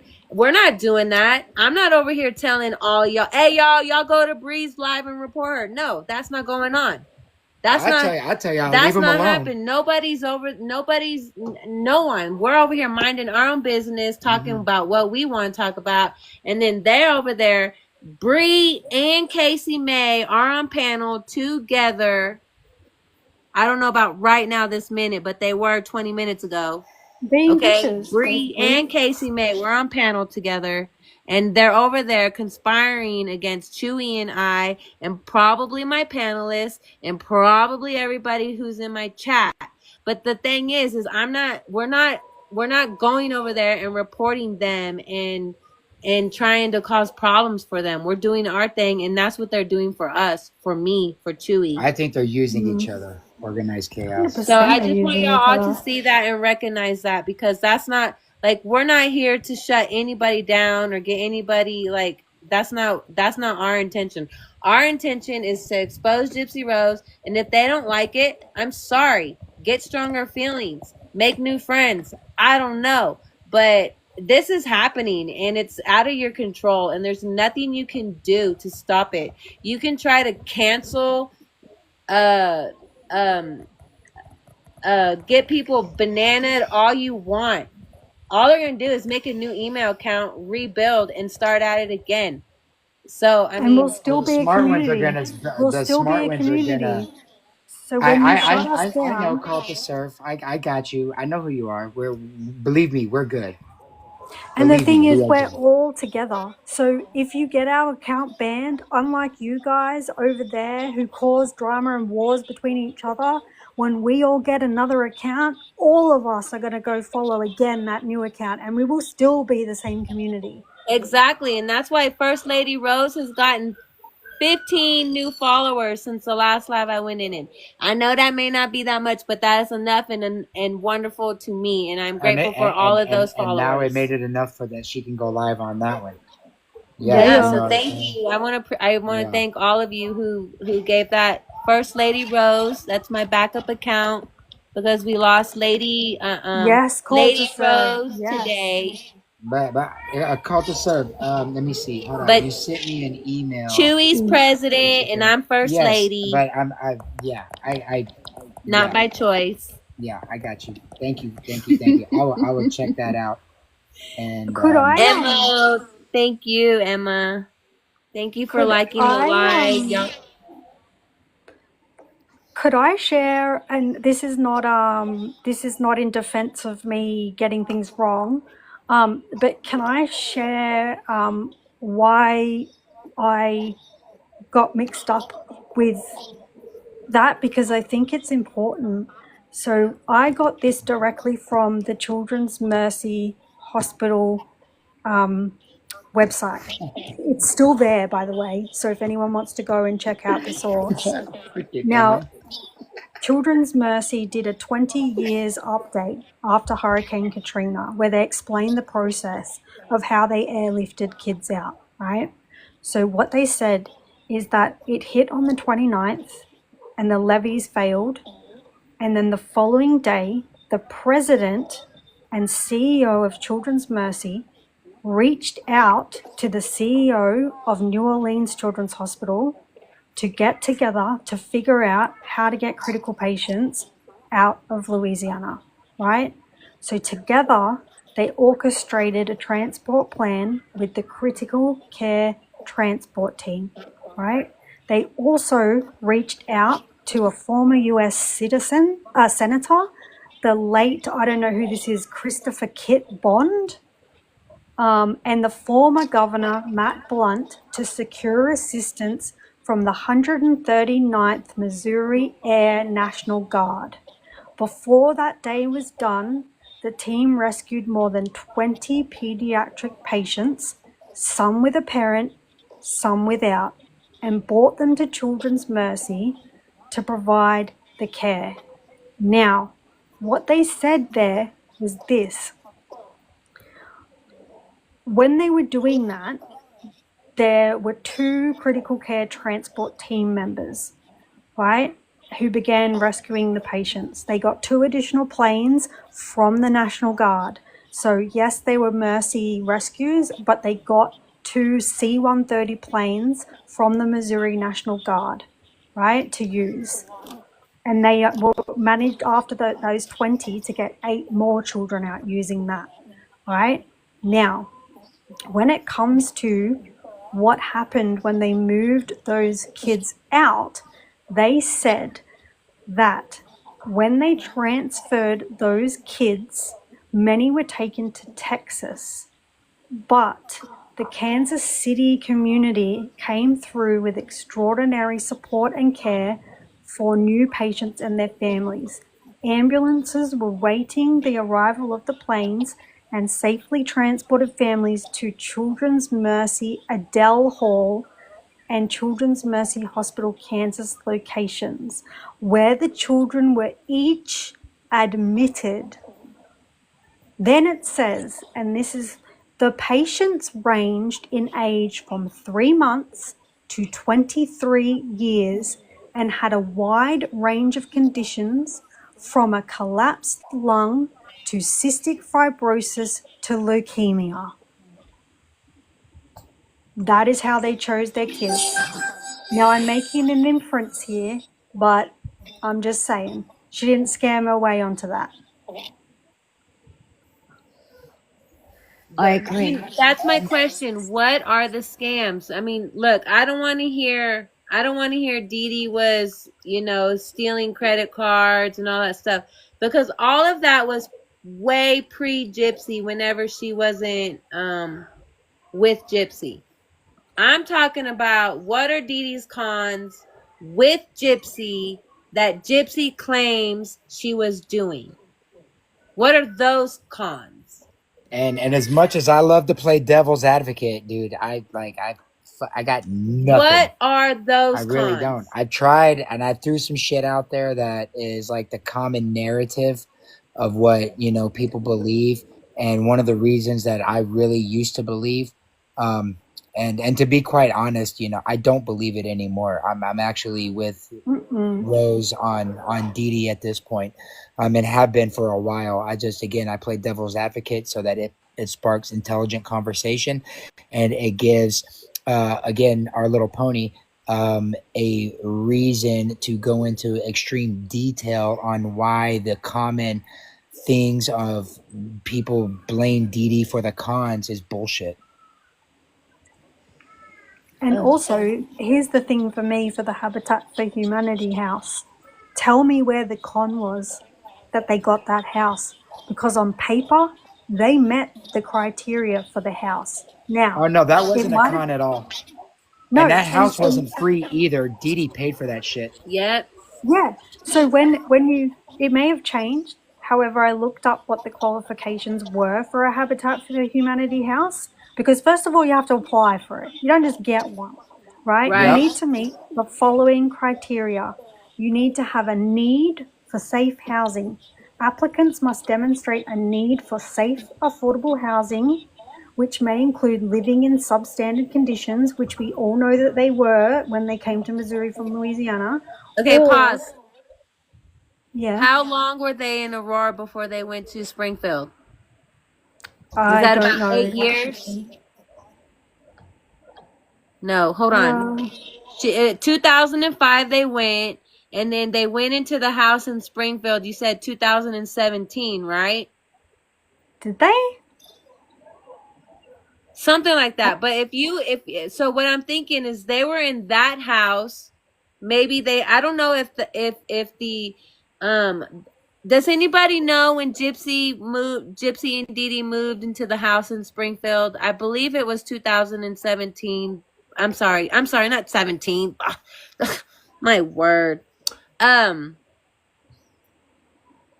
2000 and what am I looking for? Because the murder happened in 15. They lived in that house for like 4 years, right? Yeah, but I guess the point is, right, they met the criteria for a Habitat for Humanity house. Mm-hmm. According to the criteria of Habitat for Humanity. You Sure. need a need for safe housing, or you're paying more than 30% of your income on housing. There are strict income guidelines, so you need to meet specific income guidelines. So they may allow some exceptions based on local housing challenges. third of all, to what Chuy said, it's not free. Applicants must show the ability to pay an affordable mortgage, which is crucial for home ownership. So it is not free, the Habitat for Humanity. It is affordable housing for low-income people who need housing.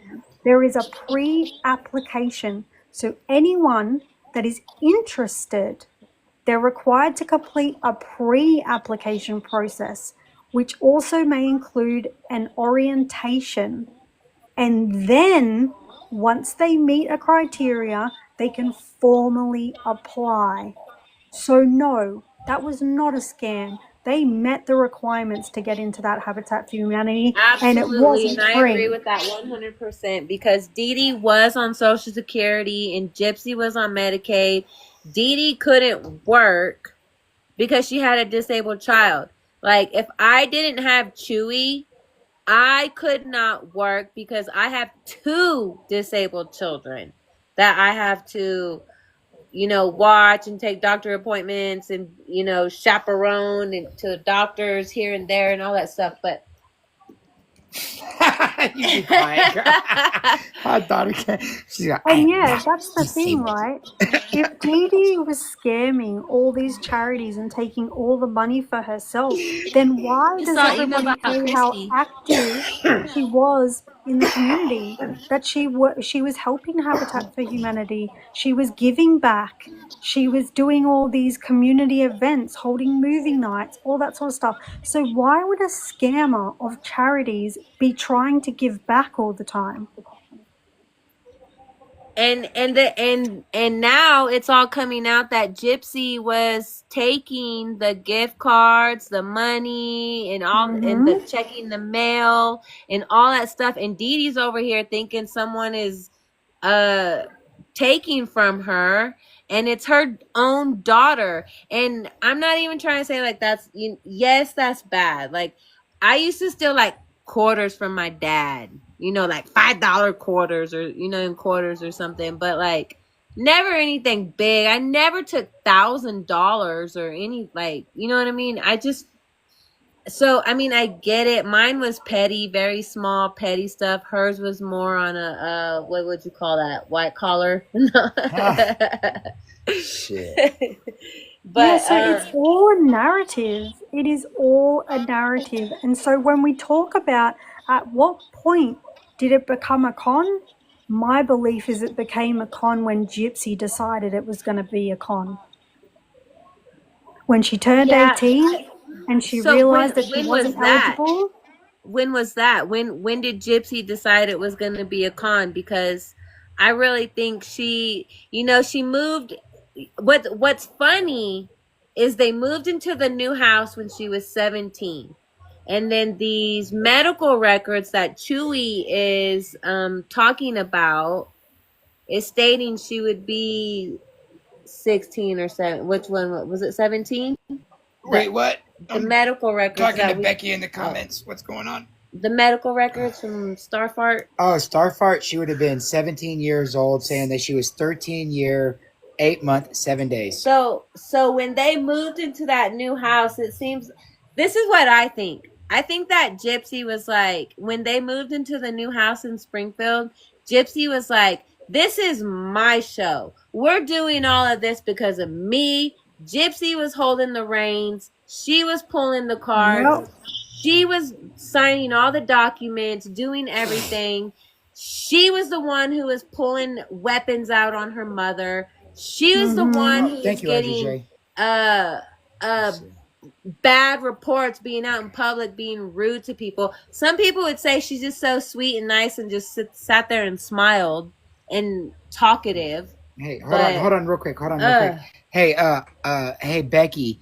I know Called to Serve. That's why I got the email. It's she's not being rude or nothing like that. I know. Oh, we love Called to Serve. Yeah, love her. That's why, like, I got her email address. She has mine. That's why she sent it to me. Please don't take it personal or anything like that. Yeah. But if anybody does want whatever she sent to me, I do have an email that is specifically for Gypsy Rose bullshit. So if you have one that is okay, no, I didn't think I'm not saying that you were that you were saying that at all, Becky. No, nothing like that. I was just No, we saying, love Becky too. We yeah, love yeah, you, yeah, Becky. yeah, yes. Becky from the I was block. just saying that that's why I got the email. Okay, that's all I was saying.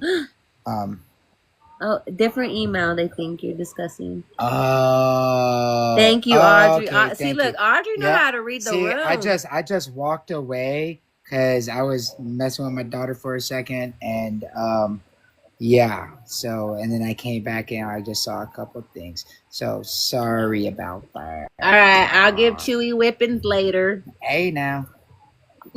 I think the most important part for me is this, right? And this tells me pretty much all I need to know once I've reviewed all the evidence.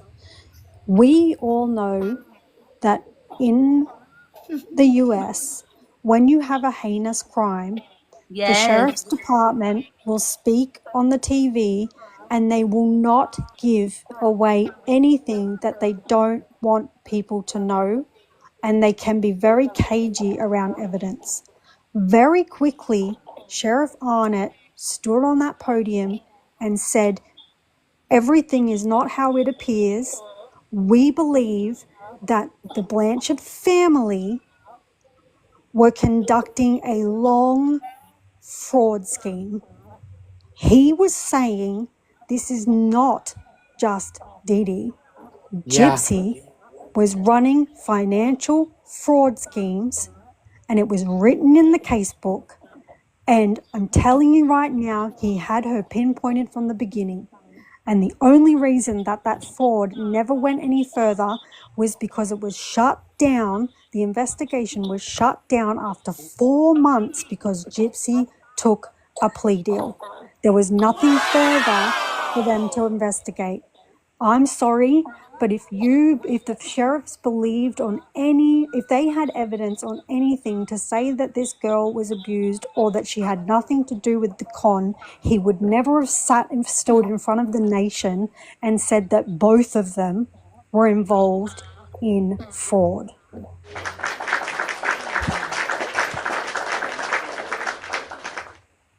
Yeah, that was one of the biggest things that I remember that guy saying about the entire thing is that everything is not as it seems.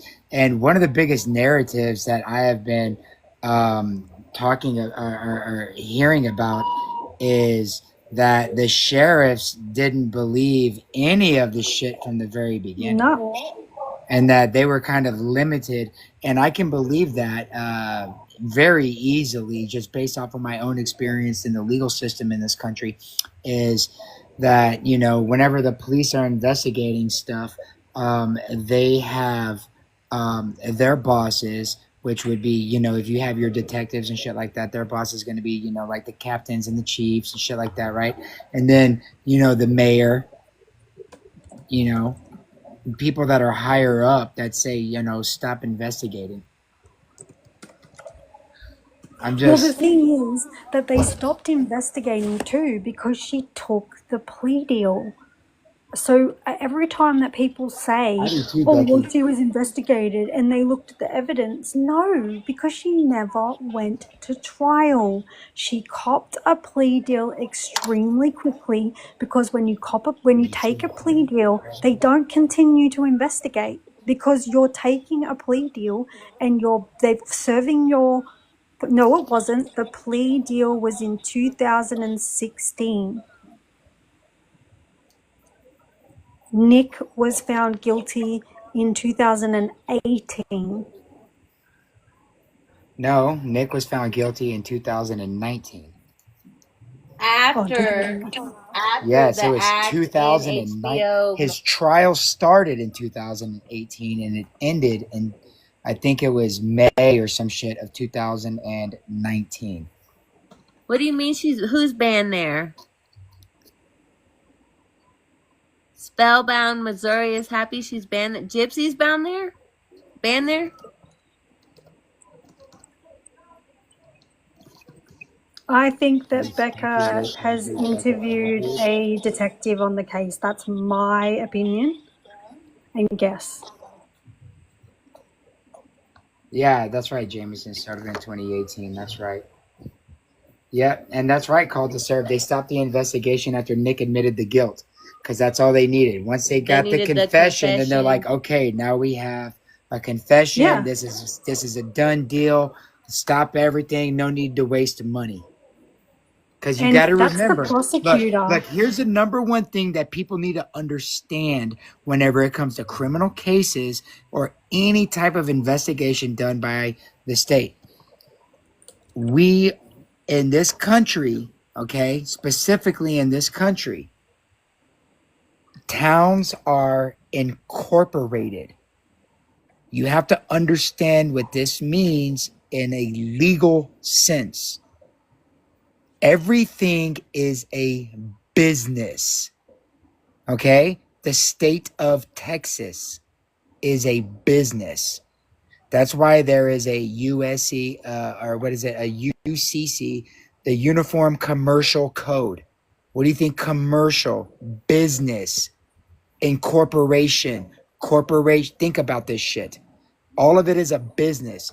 Once they got Nick to confess, no need to waste money anymore. Save money with our business. Right, but nowhere in history has the mastermind received a lesser sentence than the actual person who did it. Yeah, but that has nothing to do with business. That has everything to do with people that I believe were doing bad things with children, and that's why they needed to get this. That's, in my opinion, that's why Mike Stanfield requested to be on the case as soon as he found out that Gypsy was arrested, while she was still in Wisconsin. Just saying. That's just my opinion for entertainment purposes only.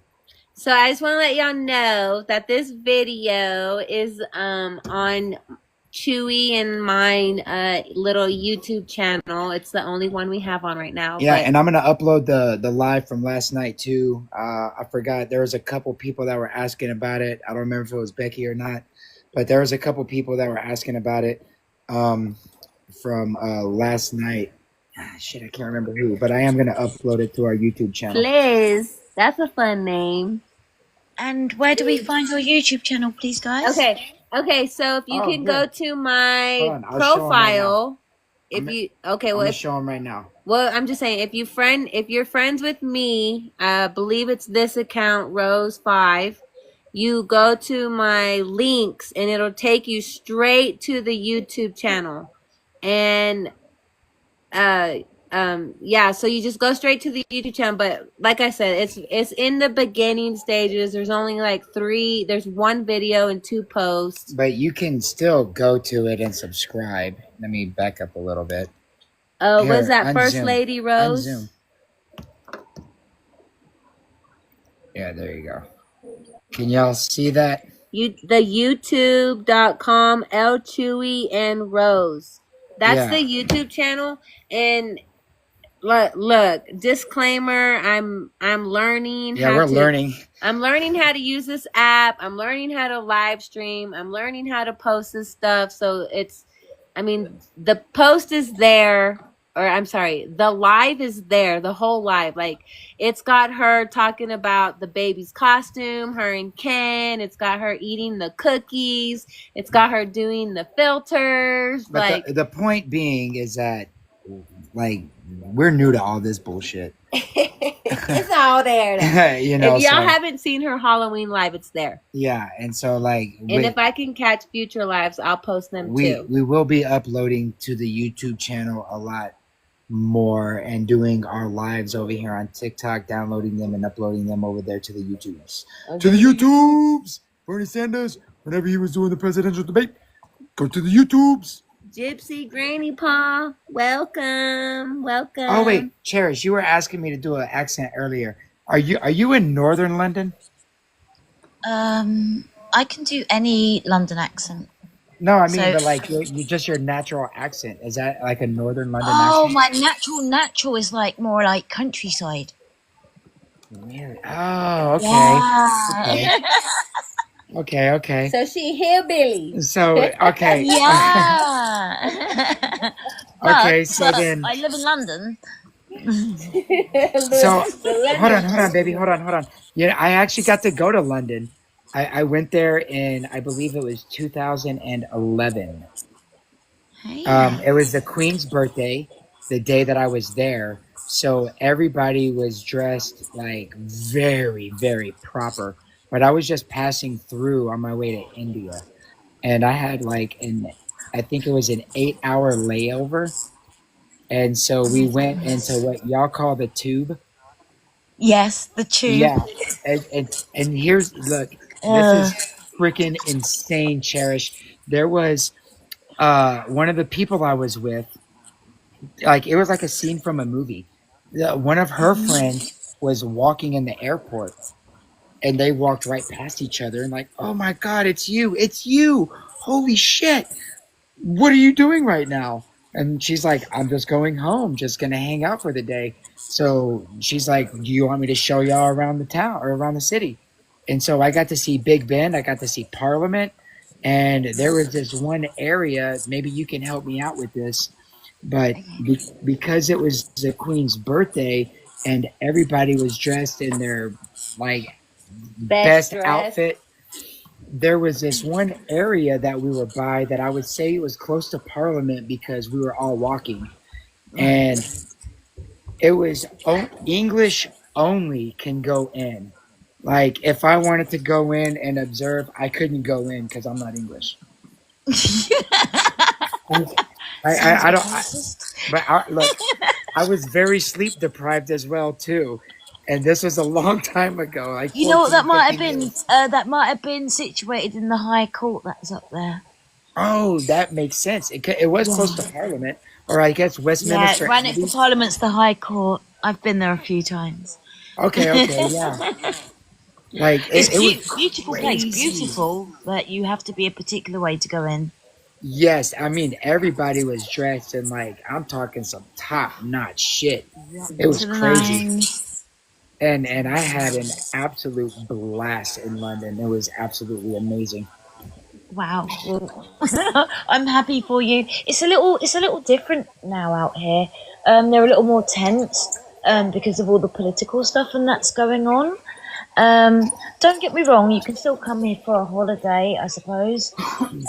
But you have to be careful. Well, I would assume that you would have to be a little careful because it would seem like there has a bit of an immigration problem. Is that good? That's really good. I had to hear you talk for a second. Yes. Oh no, that was awesome. That was awesome. Well done. I think. Wait. Do y'all say bloke or is it Australia? I think y'all say bloke, right? No, we say bloke out here as well. We say Yeah. bloke and Hey, birds. you know what? I actually used to have a guy from England that lived on my property with me, and he claimed to be from oh man, who was it? William Wallace. He claimed to be related to William Wallace, but I Oh told him god. that it was probably from the French side.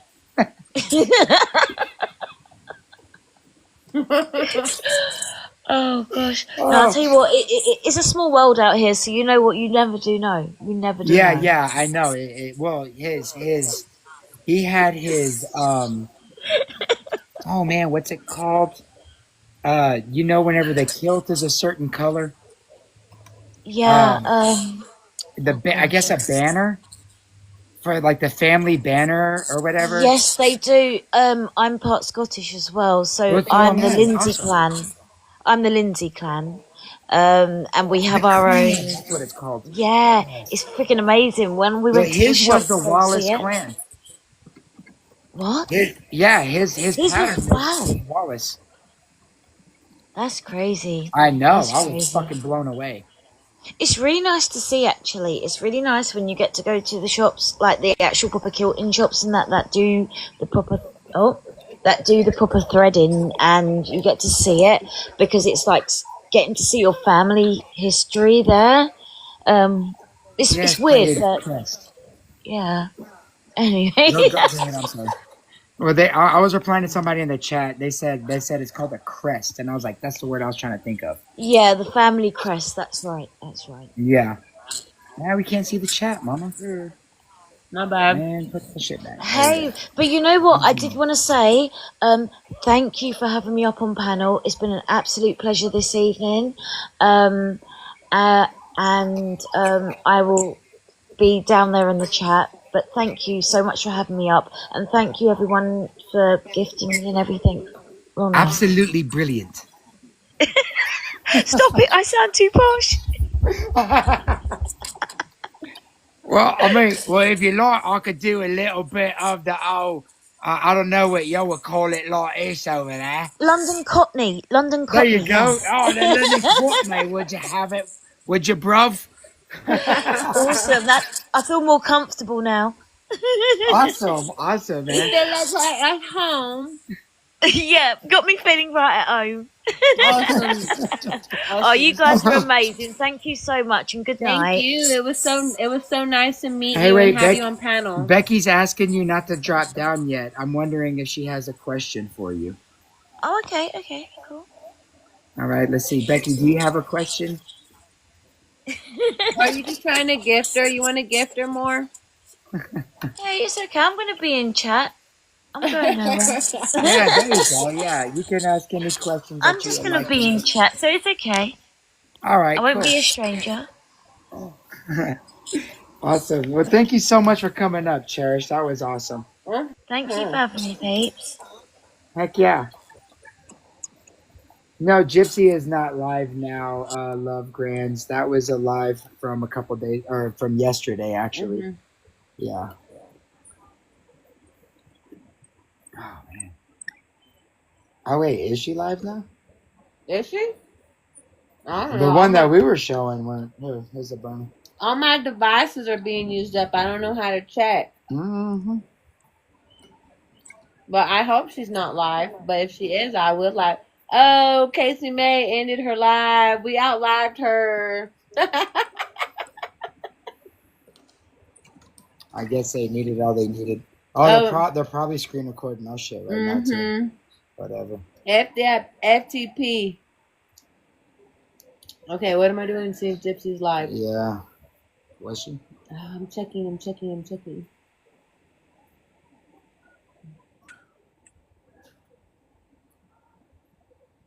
No.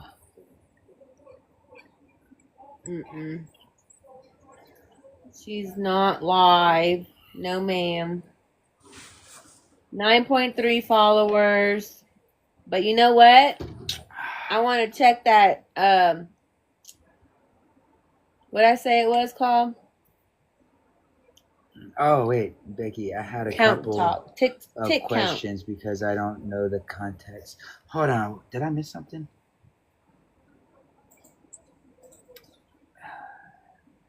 I will have to go.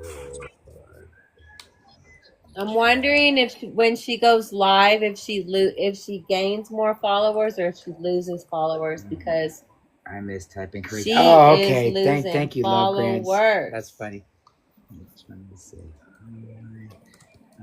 How have I been? Oh my God, Sunshine! How have you been, dude? I've missed you. I've been missing talking to you, dude. We still got to talk about Charles Manson because Prison Princess would like for us to talk about Charles Manson because she wants to come in and I hope you requested there, Audrey, unless I was an accident. But Sunshine, we definitely need to finish doing our conversation about Charlie and Prison Princess. Like I said, she wants to be a part of that because she enjoys that shit too. What's going on, Audrey? Hey, that was just a message to Becca. She had sent me something, and I've been asking Rose a few times, but you guys were distracted. I'm curious to know if you're willing to speculate on who Becca interviewed from the case yesterday. Are you guys aware of that? From the case yesterday. Can you elaborate? Yeah. I hope you meant to do that, Truth Talk. If not, I'm sorry. Yeah, did I? Becca announced about 10 days ago that she had some real exciting news and that she had a couple of contacts from the case, Gypsy's case from back in 2015, and that she was going to be interviewing them. She didn't say who, and I guess you guys weren't really aware of it. So I missed that, girl. You know what? We were doing that live last night, and we pause, play, and I just no worries. lost contact and all that stuff. But This is I'm fun to talk interested, about. and I want to know. But Well, we've been speculating in the chat, and Pony put in her 2 cents, and I'm with Pony too. We all hope it's a detective from the case. Becca said yesterday she updated us. Not yesterday. Did she come on live yesterday? Yeah, she did. She said that she had her interview. She said it was very emotional, that these people weren't Oh aware. yeah, I remember that Yeah. now. Okay, so this is what I'm referring to. Okay. And we're hoping it's possibly a detective, that maybe the one who interrogated her. I I hope mean, it's a her fucking I husband. gotta sheriff. go back and re-listen to it No, without at interruption. the very beginning of the video, I'm almost certain, right? At the beginning, she talks about that there was like an interview that she did that she can't really talk about right now, right?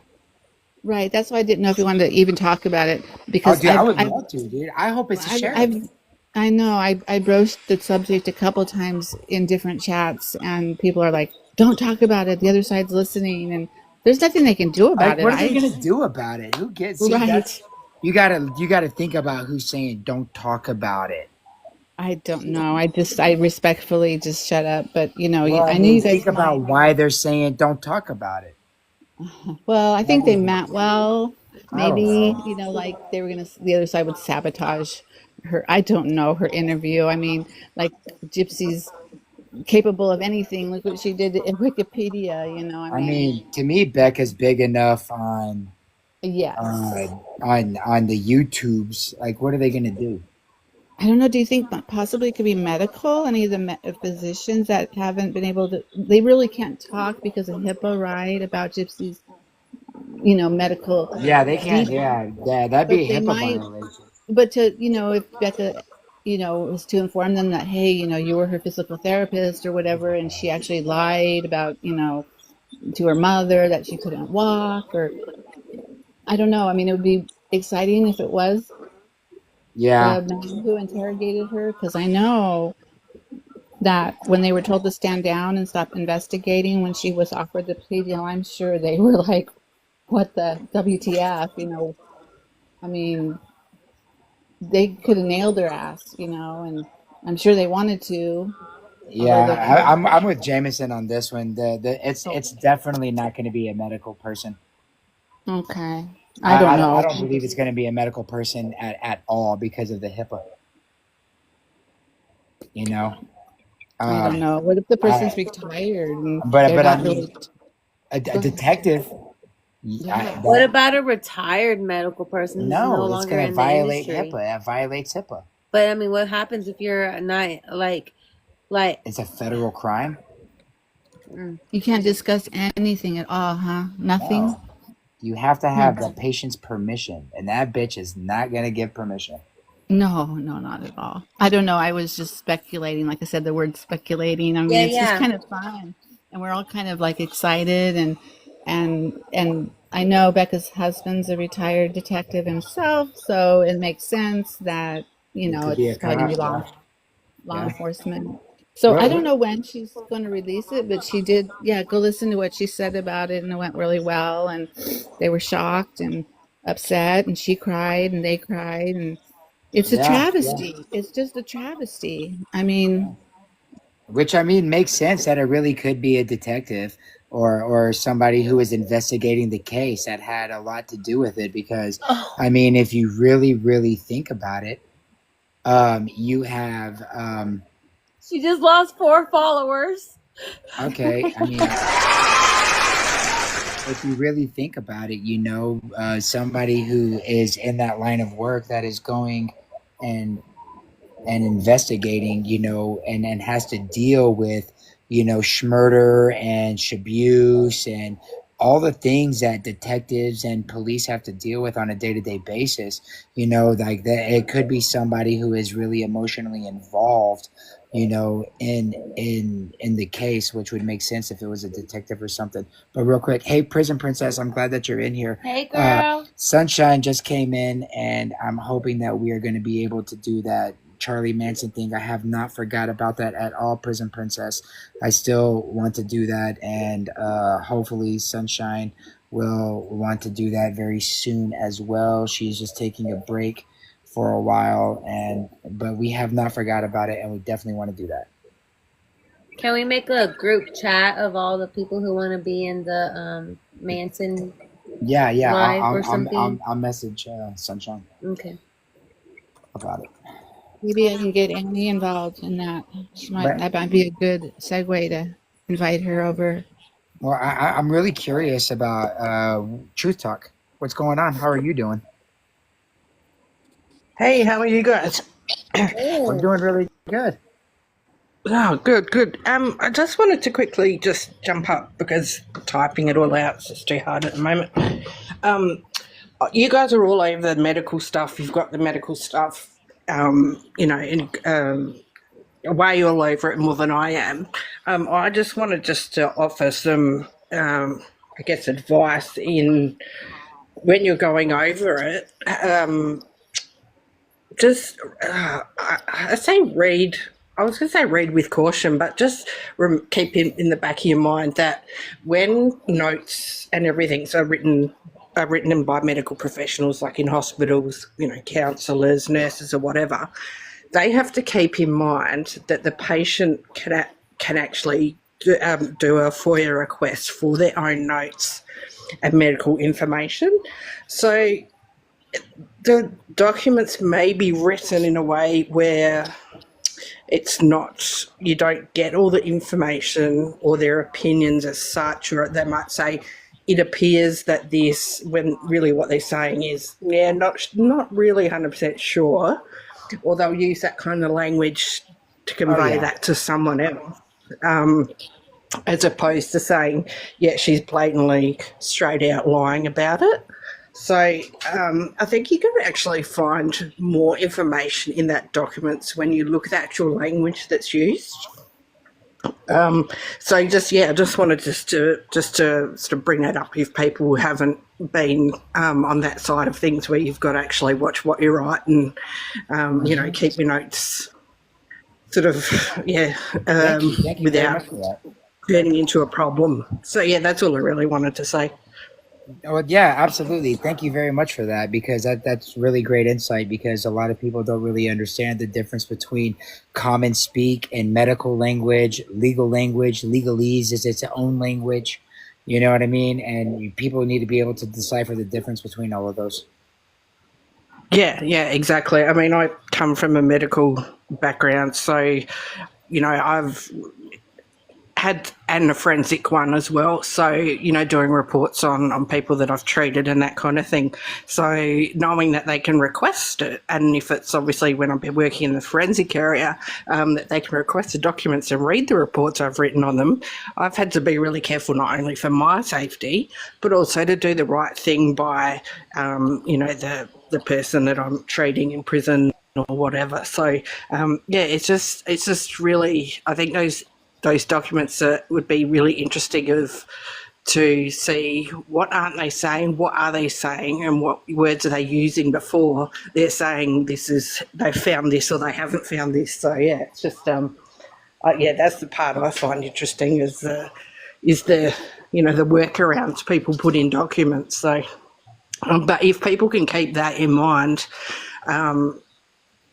and then report back on that like you guys do, because you guys are all over it, then that just makes it even more interesting and can give us some more information, I guess, than what they blatantly say sort of straight out, and what a lot of the other people that are very simplistic in their assessment So then I have a question for your medical expertise, or since you're in the medical field. Is it possible that the people who are creating these medical documents for Gypsy or or just in general in the medical field, that is it possible that people could possibly be getting data wrong? Like they could have misdiagnoses, or like something could be one way but they call it something else. Like my son has cerebral palsy, but this doctor said that he's just autistic, and they didn't say he was. So you see what I'm saying? Okay. So like they can have Yeah. like, so what I'm saying is there mistakes going on in the medical field? Yes, there definitely is. Even speaking, I guess, from personal experiences here. I've had quite a lot of things going over the past 5 years. Every time I go to my specialist or that go for surgery or whatever, they're telling me information. I'm like, no, that's not like. Do you know what I mean? Like that's not even the case, or they don't know it, or it's not in the system, or they can't find it, or it's completely wrong. So it happens all the time. And I think, when you're dealing with people on the administration side, or people that are taking any dictated, that are transforming any dictations that you've given them, there's room for error there. There's room for them to sort of interpret things how they think that you've said it. And it's not the case. And if it does get checked over by the person that's actually, initially done the dictation or seen the person, then it's going to be wrong. Mm-hmm. So there's so much possible room for error. Exactly. Well, that's just what I'm saying, because we've been going over these documents where Gypsy is 17 years old, but the paper, the medical record says she's 13 years old. But I was just saying that to receive Medicaid, you have to give a Social Security card, and your Social Security card and your birth certificate have to be submitted, and they have to match and line up with the dates. Do we know if Gypsy had 2 Social Security cards? Because, I mean, as far-fetched as it may sound, it's pretty fucking easy to get a Social Security card in this country. Well, just say with like my last admission into hospital for my surgery, I had 2 armbands on me, one on my leg and one on my arm. I had my name, I had my date of birth, I had my patient number, I had, all that kind of thing on there. Plus, when you sign in to the surgery, you've got to give over, we've got a Medicare card, and then you go through all the forms, you fill them in, and then you check it off, and then you get your file, and then you've got to check the data off. And every time a nurse comes to see you to get meds, you've got to say, your name, date of birth, and then they check your medical number off from your arm or a wrist or leg tag. So I really don't see, like I could see an error being made, but I can't really see that it wouldn't have got picked up on at some point. At all. Like they could have filled the forms in wrong, given the wrong date of birth, but the person checking it, the administrators, they would have picked up on it. There's no that's way what I'm saying. That's why it's so strange that she has medical records with like the wrong birthday, and like how could that have been a possibility? Okay, I got the possibility right here. And everybody else says it's medical. So do y'all think, and please, because I'm still new to this and my research is limited, do you think it's possible that that's the purpose for the 2 last names, one with an E and one without an E? That she exactly could 2 Social Security numbers, 2 separate insurances, and I just like to me that is actually plausible. It's possible. It's plausible. I'm curious on what y'all think about that. How would they charge her because the dates didn't match? Like, wouldn't that be?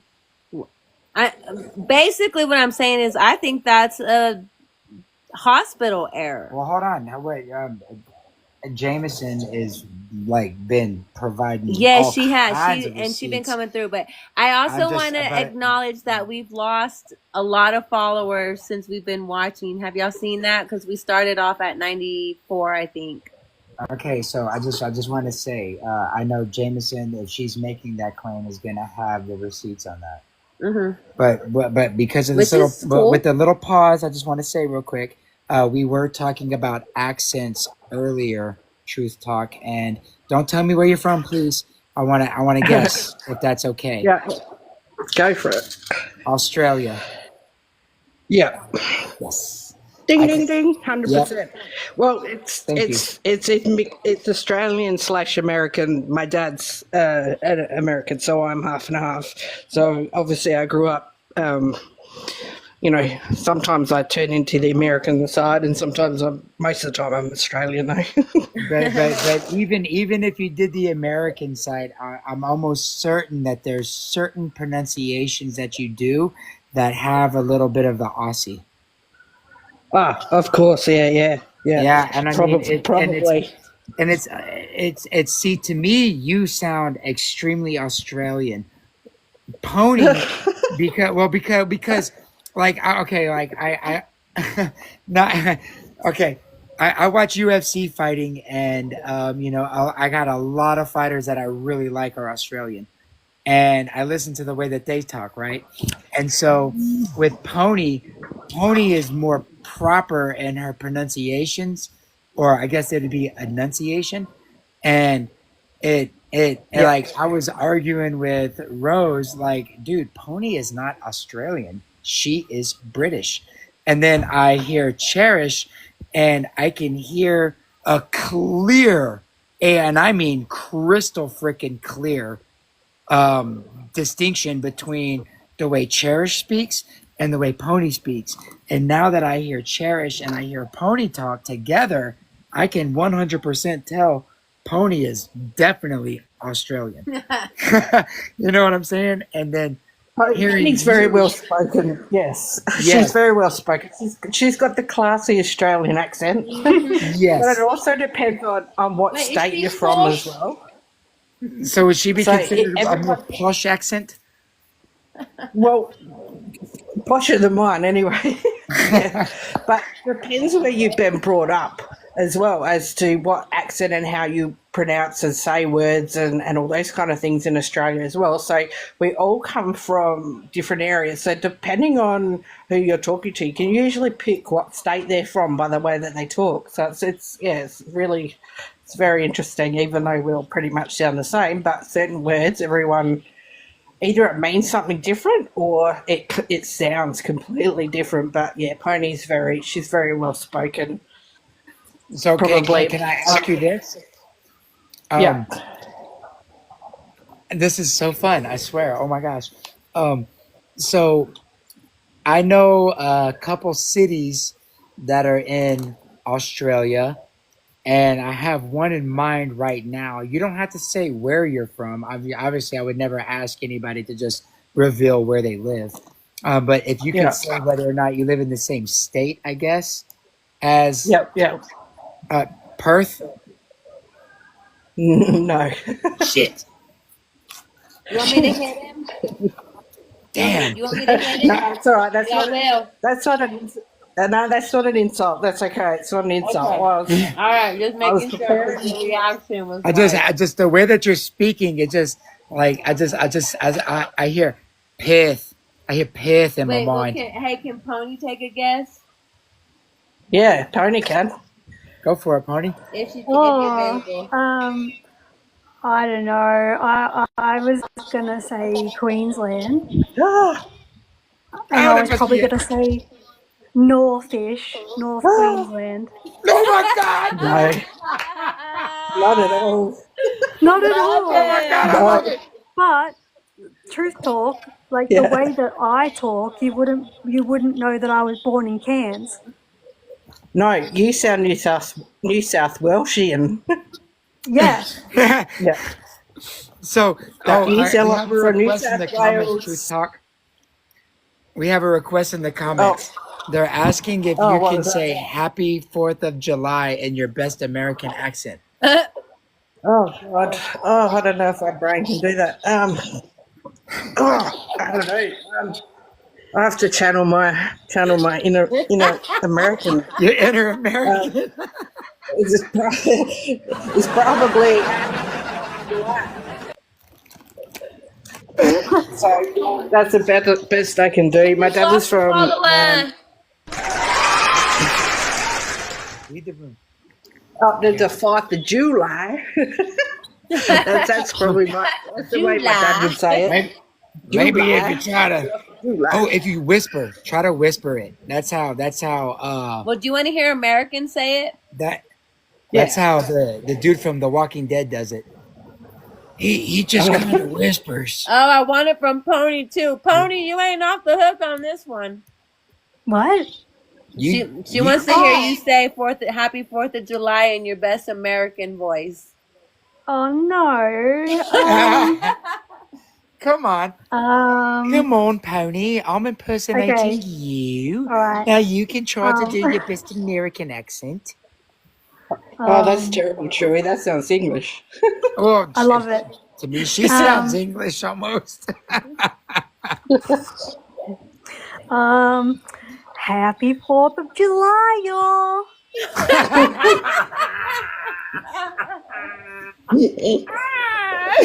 Oh, she added the y'all.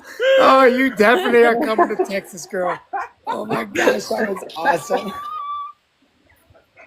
Oh my god. Oh, yeah. Thank you. Look, y'all watch this number dropping. Y'all watching it drop in real time. Oh my gosh. We were in the 90s when we started. Okay. So did she go live? Is this why it's dropping or something? No, it just drops. Oh my gosh, that's so funny, Audrey. This is the weirdest thing that you can watch her numbers drop in real life time, because you saw when I first put it up, it was at like 9,267,494, and now we're at 73. Hey, what's up, Petty Betty? So we've lost like 20 followers. Look at that! Look, 70.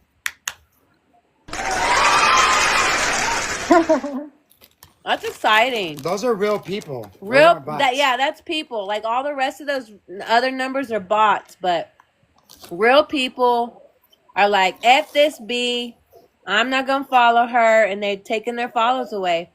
I mean, she does get some.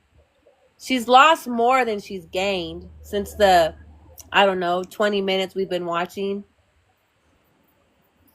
That's so good. Isn't that good? Don't you love that? I do. Hey, did you say that Petty Betty's in here? Yeah. Because she was on Casey May's panel before. I know.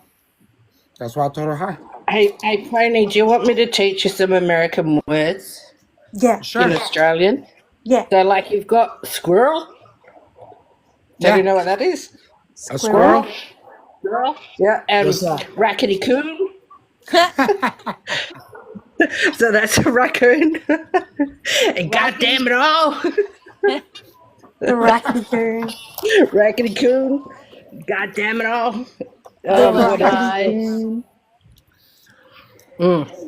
I know mostly the sort of the swearing and exclamations is when my dad actually has his accent come out, because to me he sounds Australian because he's been in Australia forever, but then when he says, God damn it and whatever, and the Americanisms, so that's the only time I can hear his American accent come out. Other than that, he sounds normal to me. Oh, 100%. Like Americans when he's got potty mouth. Some people say that my voice changes. However, when I get really heated or I'm in an argument or I start swearing, I definitely sound way more Australian. Hey, who? Me too.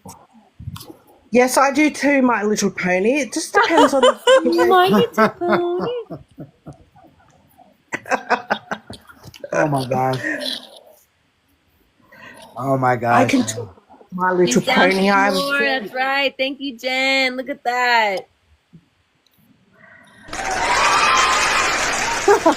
I'm telling you. This is too funny. My little pony can be only on Rose Live, you gonna get this. Okay. I found the bill.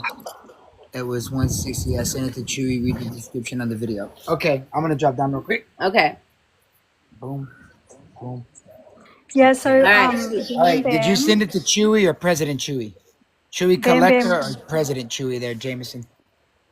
I believe with TikTok numbers, because it's taken, like it's only like the 1 point, my understanding is that if you're sitting between 9.2 and 9.3, it will show 9.3.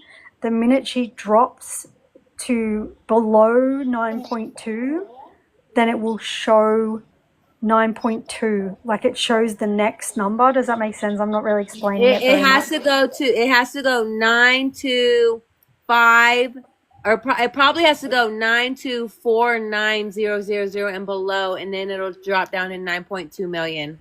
Okay, hold on. I'm gonna read this. Okay, so All right. this is what Jameson sent me right now. I'm gonna go ahead and read this, and then we'll watch the video. It's from the Good Wives Network, so 5 days ago. So just if you don't like them, just shh. We love Fancy. That's right. We support Fancy. Yeah. Okay.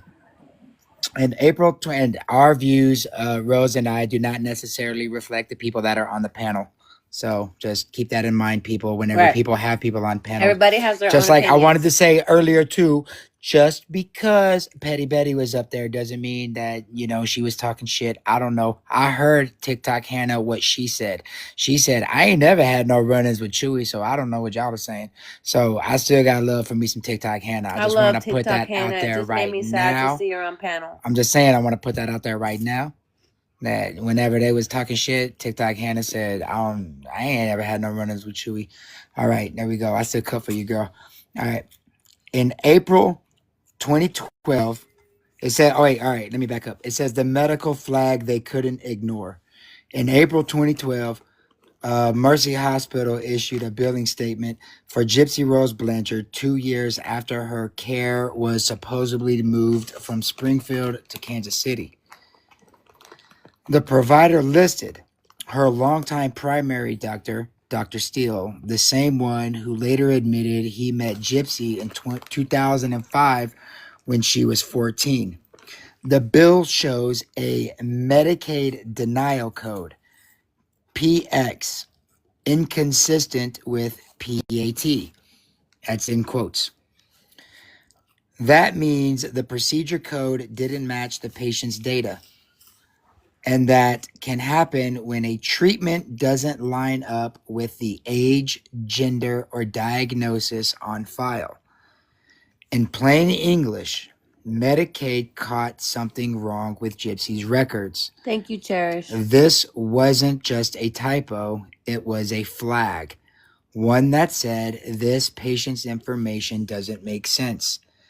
In 2009, the hospital staff noticed birth date discrepancies but stopped it internally. In 2013, the issue came up again with power of attorney forms. But this 2012 Mercy document, it's the first time Medicaid itself caught the inconsistencies. Oh shit, hold on. Wow. Okay.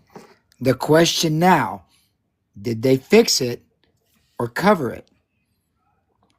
Was this a new nurse entering the real date or another correction buried? Because the pattern we've seen every time and truth tried to surface, it got resubmitted. And that's the description of the video. And with that being said, we lost another follower. With that being said, we're going to go ahead and we've lost 30 followers. Awesome. That's great. Let's go ahead and clap and cheer.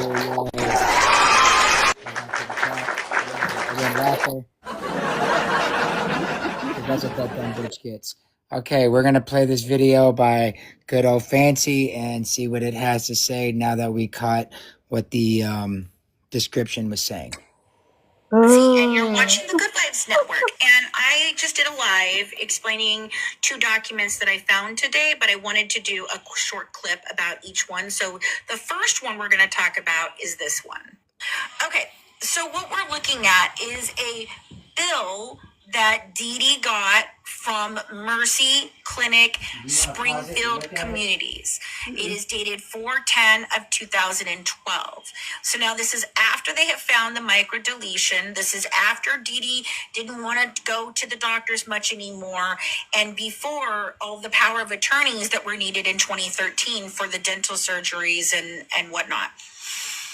This is a bill, and if you look over right here, it's telling you what provider it was, right? So it is Robert Steele. That is her actual PCP, so primary care physician, from 2005 all the way up to 2015. And he admits in prison confessions that when he met her, it was 2005. She was 14 years old. He knew exactly how old she was, and within a month of her landing on his doorstep as a patient, he had her medical records from Louisiana, and he continued to lie to other doctors about these medical records and whether he did or did not have them. I think that's very interesting because many of them write to him saying that they're having a hard time, they can't seem to get them, mom says they're lost or whatever, or someone said they're lost, and they had them. So it's really interesting to me that these other doctors couldn't procure them, but certain ones could, which is here nor there. I guess that's another day. All right, but what we're looking at here is if you look over here under the amount, so over there, there's a little code, A and B. Can you see the A and B right there? So the first one,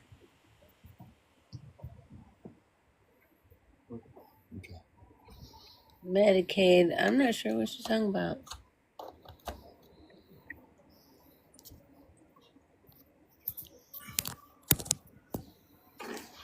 says Medicaid alert, refer to their provider's manual.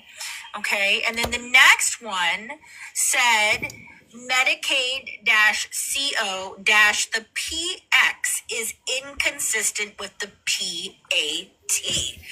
And they're billing Dee Dee, telling her that she does not get these services because something is not matching, and this is an unpaid bill, and she needs to pay $160. So now what does that line actually mean? And so I went to the interwebs and did some little Googling, and here's what Google came up with. The message Medicaid CO, the PX is inconsistent with the PAT. That's what I asked it. What does this mean?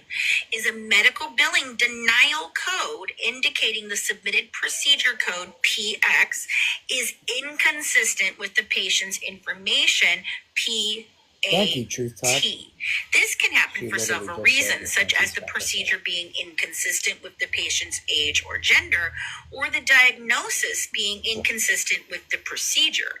To fix this, you need to correct the claim by aligning the procedure code with the correct patient data and resubmitting it. Now, I don't know if he did. I have to go back and look through my records after finding this note because it's in a different area than just the medical records in my files. The I files find that that are very always troubling confused. because to me, this is showing that the hospitals were well aware of the problem, and they caught them several times, once in 2009, now here in 2012, back at the Springfield, and then in 2013, they catch them again at the Mercy, Kansas City. And lo and behold, who is always involved?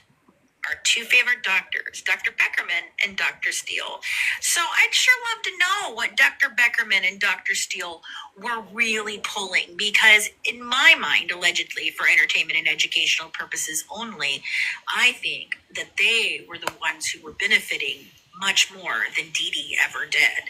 And I think they were the ones that were perpetuating things that they knew couldn't be tracked completely, such as lost machines and things that were being sold on what? Oh, Gypsy's eBay account. I don't trust these two doctors, and there's many reasons why. And this is one of those reasons. And I think that this is the hospital yet again catching them because somebody didn't put it in correctly that day, whatever it's supposed to be. Because this is why Medicaid does not have a case against Gypsy Rose, because there weren't a bunch of billings like this that were inconsistent with her age and her dates and things like that.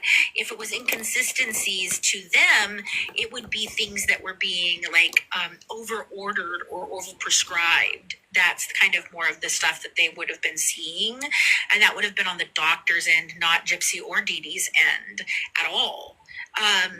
Unless they found out that Gypsy was selling them on eBay in cahoots with the doctors, and then of course that would be full-on fraud.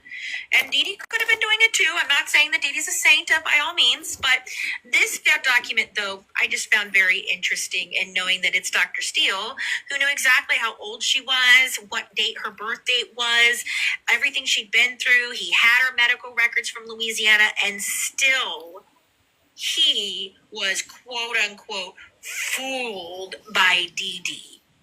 No, he was not. Dr. Steele, if you were fooled by Dee Dee, then you're a fool and you don't need to be a doctor anymore. Have a good one dish at a time. Bye, guys. Mwah. I've got one more video. Thank you, Jameson, for that.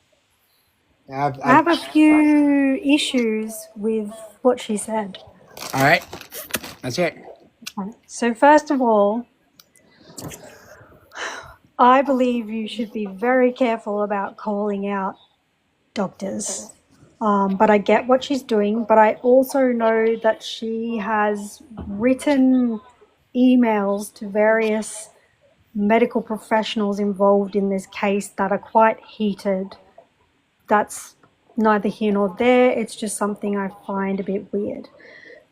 But let's Now, stick here's to where I- the debunking of what you were saying. Okay, I'm not debunking. What I'm saying is that it's a very biased view of what happened. So, first of all, the bill, right? First of all, these things happen all the time, and the fact that in the what, Gypsy was born in 1991 or whatever medical documents she has, we're saying in the entire history of Gypsy's care that this code only went through 3 times as mismatched, right? Think about the amount of times that Medicaid would have been paying out for Gypsy, and it's only 3 times. So I think it's a very big inference to call out fraud. Now, it's a billing mismatch code. I'm not saying she's wrong. I'm just playing devil's advocate. When that happens, it does mean that the demographic data on the file doesn't match with the procedure code, right? However, that can happen for very ordinary reasons. The fact that the date of birth in Mercy's chart was 1993 and it didn't match Medicaid's record of 1991, or the Medicaid ID number didn't line up with the name or spelling, the Blanchard, or it could come down to something as specific as somebody writing Gypsy Rose Blanchard or Gypsy R Blanchard. Like, that's how much discrepancy that it could be. The doctor could have written Gypsy Rose Blanchard or Gypsy R Blanchard. They're both the same name, but they're not according to a cross-reference system, right? So it's automatically rejected until the hospital fixes the mismatch and resubmits. It's basically just paperwork bounced back. It's got nothing to do with fraud detection. Second, what do hospitals do when this happens? It is specific protocol that when that happens, a routine balance notice is always sent to the person saying Medicaid denied the claim. It is an automatic letter that will go out. No matter what the mismatch is, why it occurred, they'll automatically send that out. Then the billing office will contact Medicaid and update or resubmit. And when it's the most common kind of denial in medical billing. So it happens all the time. It didn't just happen here in this case. It's the most common kind of denial that happens with medical billing. So why this does not show fraud or doctor involvement, in my opinion. The denial came from Medicaid's automated system. So it's automated.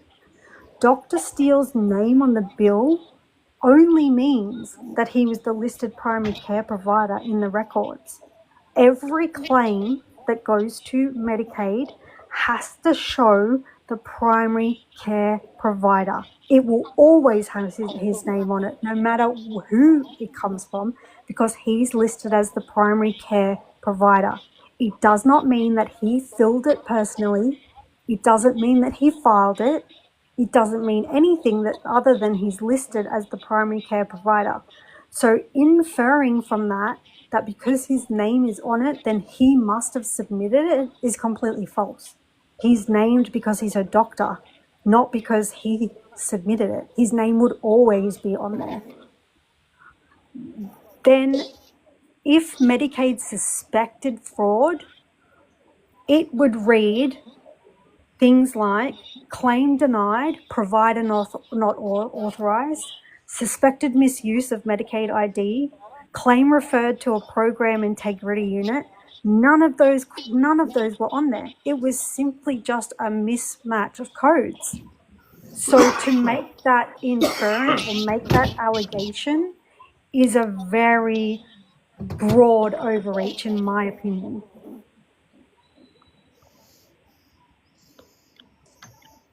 I mean, I can get down. There was something I was thinking. She said that, I don't know, but I can't remember what it was. If I think of it, I'll tell you, because I just forgot. I need to be writing my thoughts down. So I guess in playing devil's advocate, if you don't put any bias on it, right, just look at it for what it is. It doesn't prove fraud. It doesn't implicate any particular doctor. And it doesn't show that anybody, the hospital or Medicaid, is calling out someone for fraud. All that we can infer from that document is that the computer saw a mismatch and automatically bounced the claim back for correction. That is all that you can infer from that document. Anyway, that's my opinion. Well, thank you. Thank you for sharing. That was... And I mean, excuse me, I apologize. Hold on. Oh, we got somebody. Oh, Krista. Here we go. She is in the medical field as well. I have to win this contest if I'm going to start my cake. Hey, Krista, how are you? I'm good. How are you guys? Spectacular. Hey, do you have a picture of that claim that you guys are talking about, or whatever document you're talking about? Because Oh, are you taking the video from that's my Fancy? cup of tea. Yes. That's what I do for a living. Okay. Hold on. Let me get out of here. Let me go back to my other account. My buddy, good old 1 ounce Jameson. All right, right here. Let me skip forward to the video. Pause it. Okay, I am going to do this. Screenshot. Photos. 1 second. And here we are. This is what she is claiming. I'll do the best I can. But this. Hold on, I'm going to screenshot it so I can read it. That's the bill that she's talking about. Can you scroll to so I can see it to the left? Other way? To the left. Krista, can I ask you a question? Yeah, hold on really quick. I want to grab that top part where it says underneath statement of account. Okay. It's also Paul Dee account, right? It's her medical, no? What was that? I couldn't hear you, hon. No. You keep going. You're the expert. No. I just wanted to find out Can you? I can barely see it. I'm gonna have to like scroll upward. Wait, here, hold on, What hold on. exactly? Sh- okay. Oh wait. Oh, I know what to do. I know what to do. I'm so sorry, Krista. I know what to do. Okay. So is that a claim that got kicked back Okay. Yeah. Let and me they're read this denying to to pay it? you. Yes, ma'am. This is a claim that got kicked back. Let me read this. This is what the description says. Okay.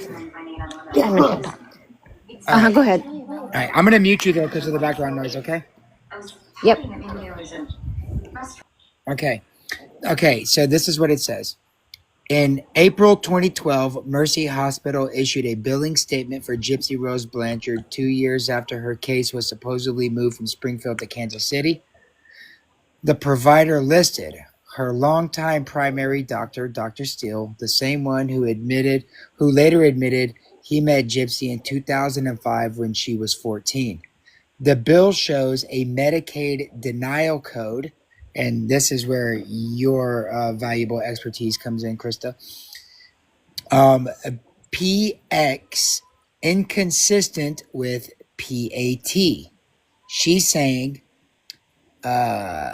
that means the procedure code didn't match the patient's data, and that can happen when a treatment doesn't line up with the age, gender, or diagnosis on file. In plain English, Medicaid caught something wrong with Gypsy's records. This wasn't just a typo, it was a flag, one that said the patient's information doesn't make sense. In 2009, hospital staff noticed birth date discrepancies but stopped it internally. In 2013, the issue came up again with power of attorney forms.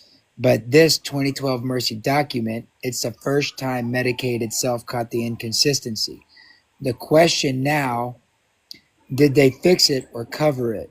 Was this a new nurse entering the real date or another correction buried? Because in the pattern we've seen, every time the truth tried to surface, it got resubmitted. And that's what the description of the video is. Does that help in any way, shape, or form?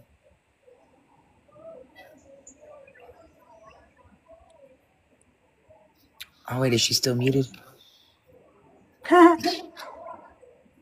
Oh, she is. Okay. Oh, damn it. I muted her back. She'll mute herself. I know, and then I muted her back. God damn it. Okay, there you go. Okay. Okay. Okay. So that does happen. It can happen, and especially with Medicaid. So what will happen is, let's say there's normally a primary diagnosis code, right? So let's say that her main diagnosis code is going to be for her microdeletion, right? And under that microdeletion, there's all these little branches of stuff that can be wrong, right? So let's say the muscle weakness, the tooth decay, and I'm hypothetically speaking, right? There's all kinds of different little branches under this one big tree. And so if for any reason let's say she went into the doctor or went into the hospital and they're using the same prior auth code, Medicaid normally does not pay for procedures unless there is a prior auth code. So you can go into the hospital and let's just say someone's appendix ruptured or her appendix ruptured. They would automatically do the surgery, but they would submit immediately from the ER. There's a form that they would fill out and send it in, fax it in, to get a prior auth code. They may not get that code back for several days, sometimes up to 90 days. But when the bill is submitted, and let's just say it's kicked back because they don't got that code, they will eventually get the code, put the code on the claim and resubmit it. Now, for that right there, let's say she went in for her main diagnosis code is the microdeletion, right? And let's just say she went to her primary care doctor because her legs were hurting, right? They're going to do all their notes for that visit. They're going to submit the claim, right? So let's just say her legs are hurting. She goes to the PCP, but when they're in that visit, they address nothing to do with her legs, right? Let's just say they went left field and they started talking about headaches, right? Or something off the wall. They submit this claim with some off the wall bullshit, right? But the main diagnosis code that they attach to this note that has nothing to do with the diagnosis code that they're billing for, right? So let's say that diagnosis code is for the microdeletion, but the note that they're going to attach to this claim, because Medicaid always requests the document, and the document has nothing to do with that diagnosis code, they will kick the claim back and they will flag it for fraud. And then that's where I also come in, right? Because I own a business as well, and I am a medical claims investigator. I specialize in Medicare, Medicaid, and Blue Cross, Cigna, and United Healthcare and Aetna. That's my jam right there. So then they have the right to say, we're going to do an internal audit, and they will send a document, and they will say they can request every single record, or they can just request certain dates, and they will go through it with a fine-tooth comb. And then if they're with what their investigator from like Medicaid is looking, they'll reach out to me and they'll be like, hey, we need a third eye. Something's not right. And then that's where I'll grab everything that they want me to look at, and I'll go line by line. And Which I'll go is why note by I note. think it's crazy that there would be this type of mistake. You know what I'm saying? Like, yeah. And then the doctors are over here making mistakes and they're blaming it on Dee Dee. No, so it's never going to be her, because she's not the one submitting the claim. So we have to remember with Medicaid obviously insures children and adults, right? Now, a child's service normally pays more. So I'm thinking, and trust me, there is so much fraud that goes on behind the scenes with providers. It's crazy. So let's just say they know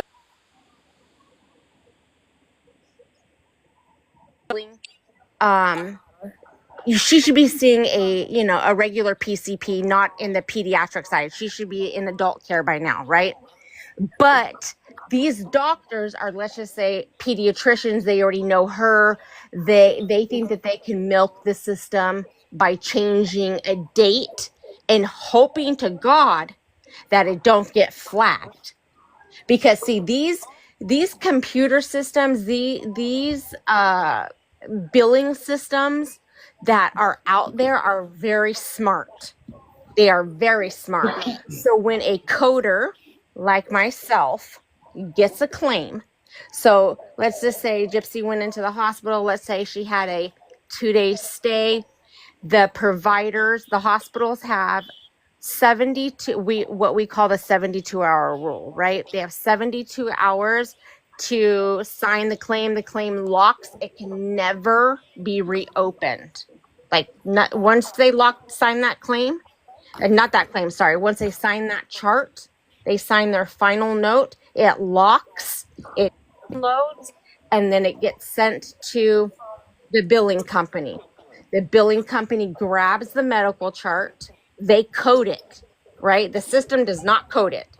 A coder goes in manually, they code everything, and then it goes to a biller, and the biller submits, goes over it, submits the claim. Let's just say, there's a wrong code or the date of birth is wrong. These systems are so smart, it won't let it leave the clearinghouse. It will stop it. And it'll say there's normally a reject edit at the bottom. And it will tell you, please verify, DOB, or please verify SSN, or this many units can't be billed with this HIC pick. right? So let's say she needed IV fluids, and this hick pick will only pay for 10 units, but they're billing for 100, right?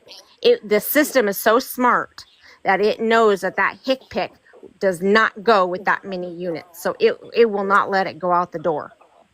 So I'm thinking it's all on the provider. It's not Dee Dee. Dee Dee's not submitting the claim. She's not coding the claim. Dee Dee has nothing to do with anything other than if this girl never left pediatric care and she was an adult. But how could that have happened? Like, how could that have Because that's where they're changing the date of birth. Krista, so is it possible then, just in your professional opinion when it comes to the medical field, do you think that it's possible that Dr. Steele and Dee Dee could have been, not that they were, but that it is a possibility, could have been working together, that she was, and he was like, yeah, okay. Because to me, it doesn't make sense on why a doctor would just fucking change people's dates. How old was she when she was seeing these doctors? Was she 18, over 18 or 18 and over? However you want to. Yeah, so in 2012, she would have been 20, turning 21 years old. Okay, so then there you go. That is our answer. The doctor was committing fraud because there has to be a financial kickback, right? All these providers, they get a financial kickback at the end of the year, right? Whether it's from insurance companies, there's all kinds of pharmaceutical companies, there's all kinds. I truly believe in my profession, I believe in my professional opinion, is that the doctor knew that if he transferred her care to an adult provider, because she was obviously aged, so she should have aged out of pediatric care. Okay. They were afraid that wherever she lived in the adult realm and they requested records, that's where this other provider would be like, there's some fraud going on here. It happens all the time. Her care should have been transferred to an adult provider. Well, hold on. So I just want to ask some questions with that, right? Because and tell me if I'm wrong here. So my understanding is that if the Medicaid system, because it's really smart and it codes everything, and that it will do a front-end electronic rejection before a human sees it. No, a human does everything. Medicaid won't even grab a claim until a human sends it to them. But if there's one kickback, that doesn't automatically trigger an audit. Otherwise, it'd be auditing everyone, right? Right, that's correct. Yeah. So so unless there was a consistent pattern, or it happened, like 2 or 3 times in a row or something like that, there was something that would flag the audit, it wouldn't automatically be audited just off that one occurrence. Is that right? No, correct. So let's say, how do I want to say this in layman's terms? Okay, once that doctor signs off on the chart, right, and the chart closes, and it gets to this person that codes, the coder gets it, and she's going through all the services that were provided, and she's coding based on the notes, right? Coders, they do this day in and day out, so they know what codes, because you can have one code, right, and it be used for, like, let's say 3 different types of services, but there's going to have to be a descriptive note that gets put in with it, and the computer system will recognize that yes, that's gonna work, or no, it's not gonna work. So let's say this coder, she gets the claim, she codes it, and it gets sent to me, right? And I'm gonna bill this now. I'm gonna insert the charges for every one of these services. And let's say I go to hit submit, because that's what I'm going to do in real life. That's what I do. I hit submit, and it may, if it hits the door and I'm able to Hey, Natty hit Wendy. that button, and then this other little button's going to How are pop you? up, this little box, and it's going to say your claim has cleared. And I hit submit again, and it's gone. The claim has cleared my end. Now it's headed on to Medicaid. Now the Medicaid computer system will grab it, and it can say, oh, this claim is clean, and we are going to pay off the contracted rates for every one of those codes. Or it can say, oop, this code mandates a record. So they're going to then electronically come back to the hospital, and they will say, we need a record for this data service. We want the entire note for that, for that whole visit. Or we just want the note for this code for this visit. Right. Does that make sense? Yep. So I want to run a scenario by you. Okay. This is a scenario. My understanding is that sometimes hospitals routinely keep medically complex patients under the pediatric team until 21 years old. Like that is a pathway when they've had lifelong care in the pediatrics department. So just because you turn 18 does not mean, if you're a medically complex patient and you turn 18, there are instances in which hospitals will routinely keep medically complex patients under the pediatric team until 21 years old. They can. Yeah, they can. Yeah. But So now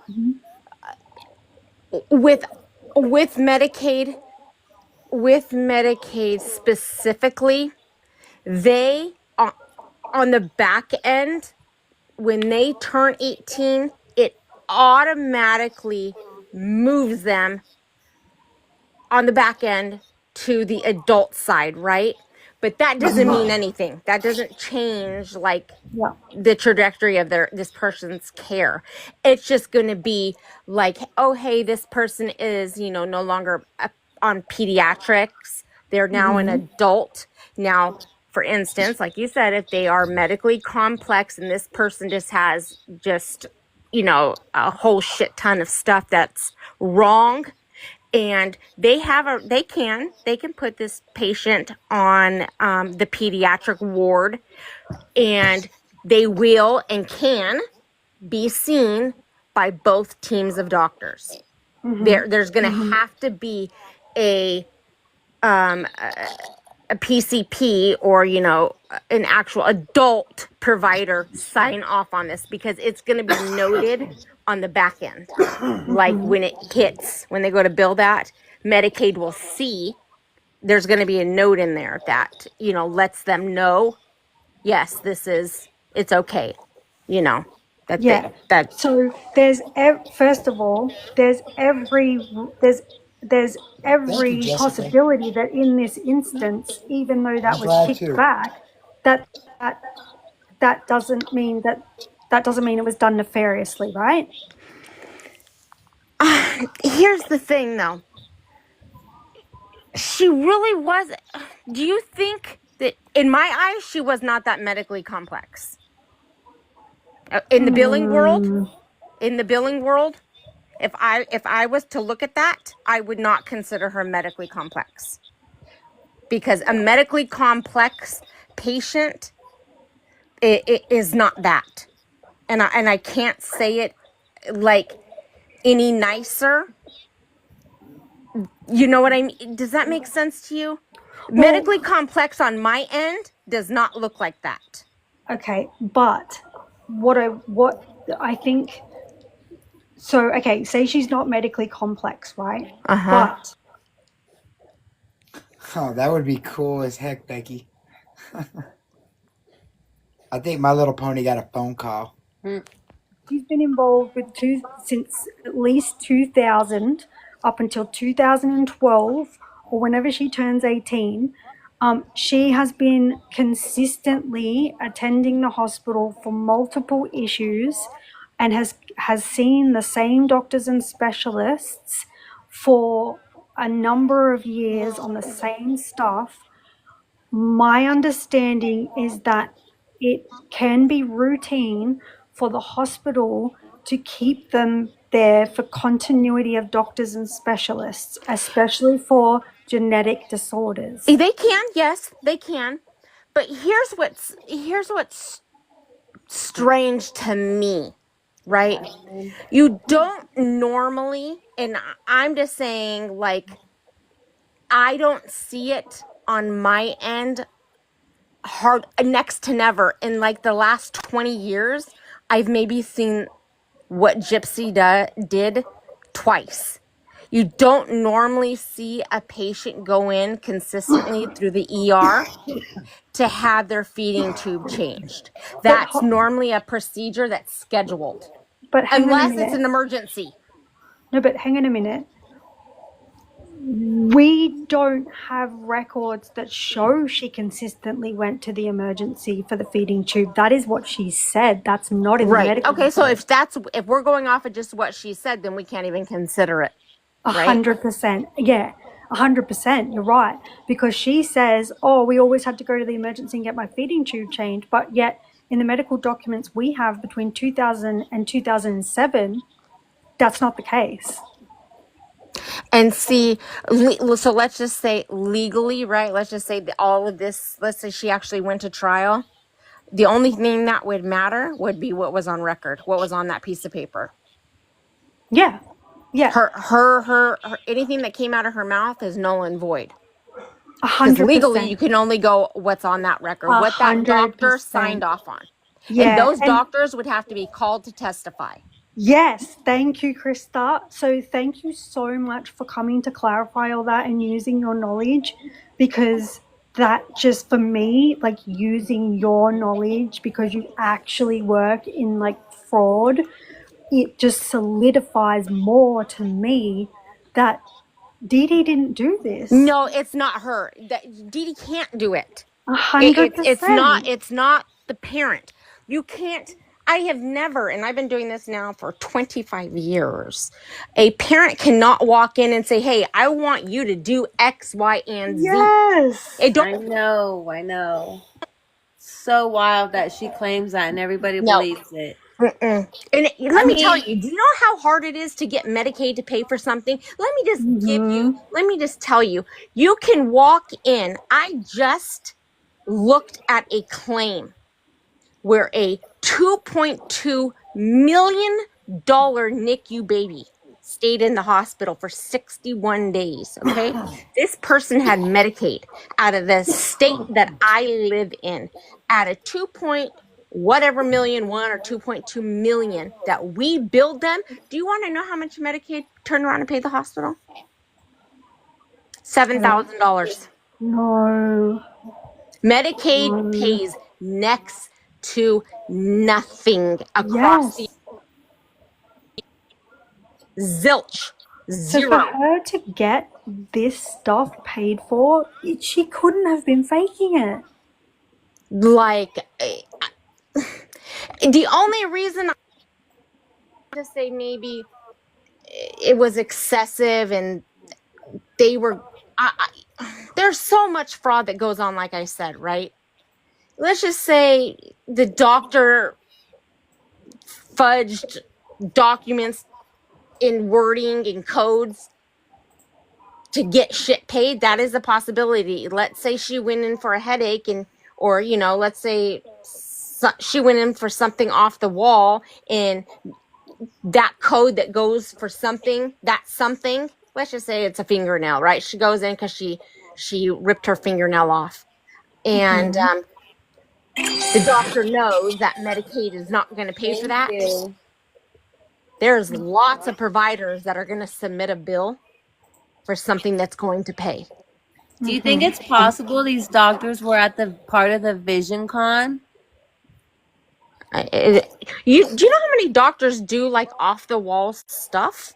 I know. That's Like what I'm in their saying. Yeah, they private all life? used to come to Texas and ride motorcycles and pretend like they were bikers. I mean, it's just weird to think that maybe these doctors and Mike Yeah, but, like- Stanfield, they were all in cahoots from But this one. my question there is this, right? So Gypsy didn't just have one doctor, like applying for Medicaid or putting through codes, right? She consistently saw 7 to 8 specialist doctors at Children's Mercy Hospital. Yeah, and that's so- possibility. Yeah, so but it's a big, like, I just don't think, like, if we're going to say that 7 or 8 doctors were involved in that, Oh, like, yeah, that no, is no. That's what I'm saying. No. It's not possible. No, Medicaid would have came back and they would have just launched a massive investigation. 100%. And it would have been done on the hospital. 100%. And now I just want one more scenario, right? So, regardless of whether Gypsy's birth date was 91 or 93 on the paperwork, regardless of that, in 2012, even if her wrong date of birth was listed as 1993, she would appear as 18 to 19 years old. So, technically, she's aged out of pediatric, right? Technically.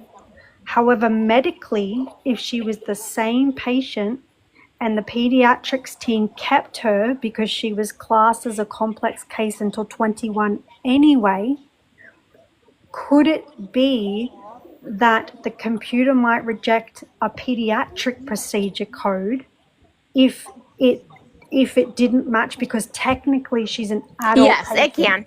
And all that they would do was they would send an electronic record request wanting clarification from the provider. That's all.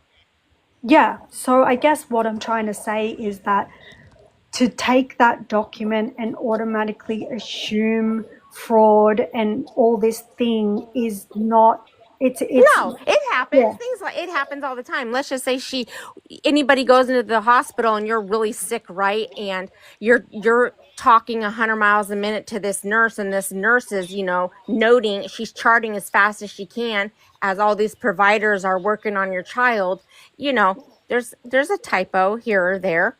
And it's very, oh, sorry, you keep going. they would just want if the claim wouldn't clear to go out the door or it got rejected, they would just send the claim back electronically, and if there's a note on it, it'll say like verify date of birth. That's it. Yeah, so I guess what I'm trying to say is I'm a very evidence-based person, right? So for me to take that one piece of paper, Oh, that piece of paper don't mean there's consistent fraud. and make No. claims that doctors are fraudulent No. and there was a cover-up is a huge stretch to me.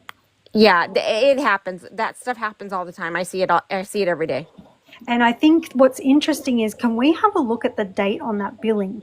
Because this is why I want to know. Because if Gypsy's date of birth was listed as 1993, still from the Mercy Hospital or whatever, right? She would appear as 18 turning 19 in 2012, right? So in that year, she would have transitioned from pediatric to adult care. However, if she was kept in pediatric care, then she may have technically aged out. But if that happened around the time that she turned from 18 to 19, it would make more sense that administratively that error could be made, because in that transition, they haven't coded it correctly. Yeah. Now, I think the timing of that bill matters. So I would love to see the date of that code of the bill come back. Because if it's around her birthday, then that says to me it's an administrative And error. like I said, it's going to be on the back end with Medicaid that, yes, this patient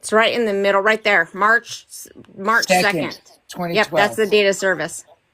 And did that say preventative something? It says preventative visit establish or EST 12-17. Oh, she was going to establish care. That's what 12-17 means? Yes. Well, 12-17, that could be. Let me see it. What does it look like? Okay, here. Hold on. Give me 1 second. Let me fix this little stand. Is half of that bill cut off? It's just Fancy's head is in the way. Oh. Some of Okay, it. can you see that Provider better? Steele. Okay, referred by Steele. Okay, now it says 312 preventative something. Now go over more. Stop. Visit established. Oh yeah, that's just like there should be the rest of the date. So that's just saying that they established care. Maybe they started care 12/17/2000 and whatever, and that doesn't mean anything. Okay, But- because this is coming over for a bill.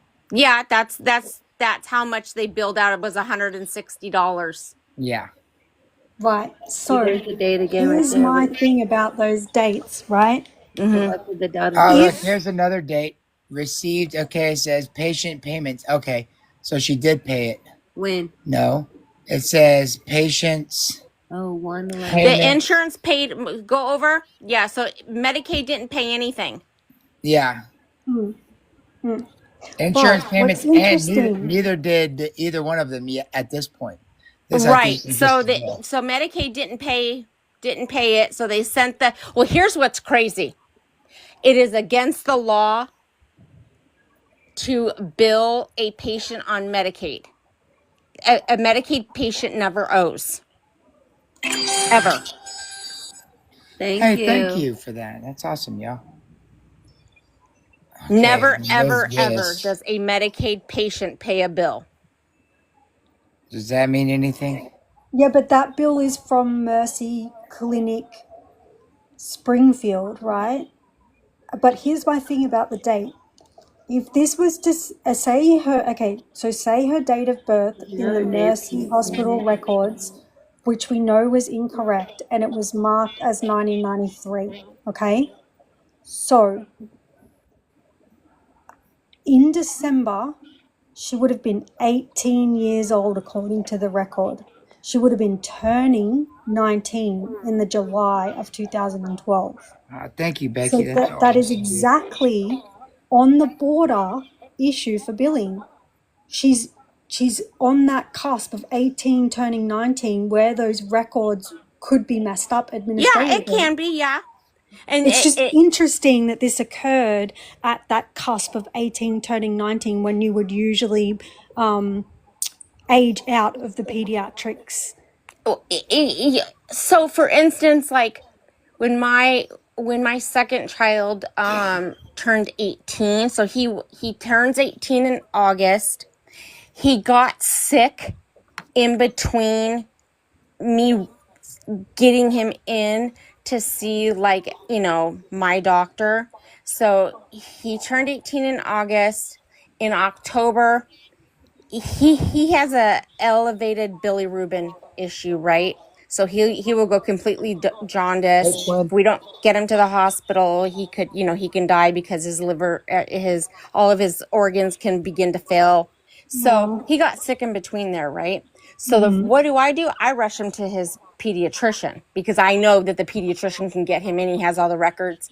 And, the pediatrician seen him. And then, a few months later, he got on with the adult side. And they submitted the bill and there was no issue because I think they have a few months. If I'm correct, there's a few months that there's a gap there, a little window that they can still see a pediatrician. But in the back end, it takes a little bit for that computer system to roll itself over because it will automatically push a 18-year-old from peds to adult services. Yes. So what I'm saying is it likely that if Gypsy turned 18 years old in that July, according to her birth record in the hospital, and then in December she was 18, but she would have been turning 19, so she's 18 in July, and then she sees this doctor in December. Is there a chance that that could be that transition billing Yeah, error? it can. Yes. Yes. So that's what I was kind of getting at. I guess my whole thing is that it's very interesting that we talked about this pediatrics, they're going from pediatrics to adult and stuff, and it's very interesting that this occurred between her being 18 and 19. Yeah, it can happen. And especially if it's noted in the back end on the Medicaid side, and the system already knows that this patient's going to see peds until they're 21 because she's medically complex. This has, I think everybody, I'm not talking, when I say everybody, I don't mean us. I mean, everybody else needs to remember the mom, the parent has no say, right? Dee Dee had no say with any of the back end stuff, right? Because Dee Dee can't, or you or I, we can't just walk in and demand shit. Because at that point, a provider can, that notate that this parent is requesting X, Y, and Z, and we're denying X, Y, and Z because of whatever. They normally chart all that stuff in their own record to protect themselves in case the records get requested by the insurance company, because it happens all the time, and the patient never is notified of it. They, let's just say, Blue Cross, they will do an audit and they will send, I'm just hypothetically saying, let's just say Blue Cross Blue Shield of Arizona sends a fax over to my son's pediatric office and they're requesting 90 charts, right? And it's always at random. It comes electronically to the doctor's office or to the hospital, and then they give them, let's just say, 3 days, 15 days, 30 days to get these records, photocopy them, and they'll give them 2 or 3 ways to submit them. You can scan them to a portal. They will give you a fax number and they will give you a P.O. box. But it happens all the time, and it happens on a daily basis. Every single insurance company out there requests records for quality control. And the patient is never notified of it because it's none of their business. Yeah, so unless they had evidence, direct evidence that Dee Dee was involved in any of this, which they don't, it is a far stretch for Gypsy to be peddling this story that her mum was committing medical fraud. Yeah, there's no medical fraud there. They would have jumped all over it. They would have went in and did an audit, and they would have said, there is fraud. We are freezing coverage. Is it safe to say that they would have had somebody come in and like start washing their hands and say, "Hey, Dee Dee, why don't you go ahead and have a seat right there? We're going to have ourselves a little conversation. Hi, my name is whoever from Department of Family Services, and I want to talk to you about and blah blah blah blah blah blah blah." My name is Heaven. Well, they would have did an internal investigation with whatever office, let's say, whether it was the hospital or the private practice, right? They would have did that investigation.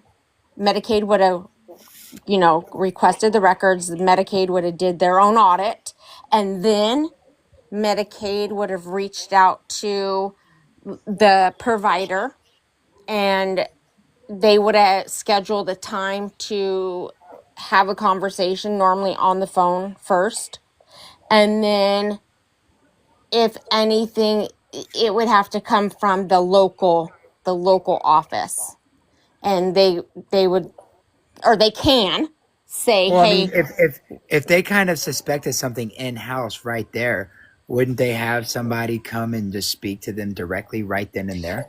they can have social services. It happened to me because in the again, hospital, you know, because the yeah, my hospitals. daughter's epileptic, and here in Colorado, we have a certain gardening Yeah. access for children, and she's been seizure free for quite some time now, and like because of that, typically if we have to go to the hospital for a seizure or something like that, sometimes depending on who the doctor is on duty at the time, we may have to deal with social services or something like that, That's and then common. show all of our proper, paperwork and all of that stuff. And so it just, to me, it seems like if there was something that was going on that was caught at the hospital that Oh, they think would have duty was definitely, yes. actually If it was doing, caught at the hospital, they would have yeah, some lady contacted would have social came. services in the Yeah. hospital because there is a unit, Thank you, Becky. Yeah, and they yeah, would they have would have came came over in. and Yeah, had a conversation. absolutely. See, and see, ladies, I love this shit so much, dude. This is why I like talking about Dee Dee, man, because especially whenever we have experts in here, like our team is so fucking amazing, man, that it just like there's so much knowledge and expertise in our little small community, and like this just gives more credence to the claim of the medical fraud and Hey, Chewy, abuse is all bullshit. Hey, And Chewy, you know how you what? doing, mama? People need to also remember that if social services got involved at the hospital and they suspected Dee Dee showed signs of, Munchausen, what is the MBP? Uh-huh. That would have all been noted. They would have a whole chart on her because Yeah. that is a thing. Oh yeah, especially with single women, or what is it? Single mothers.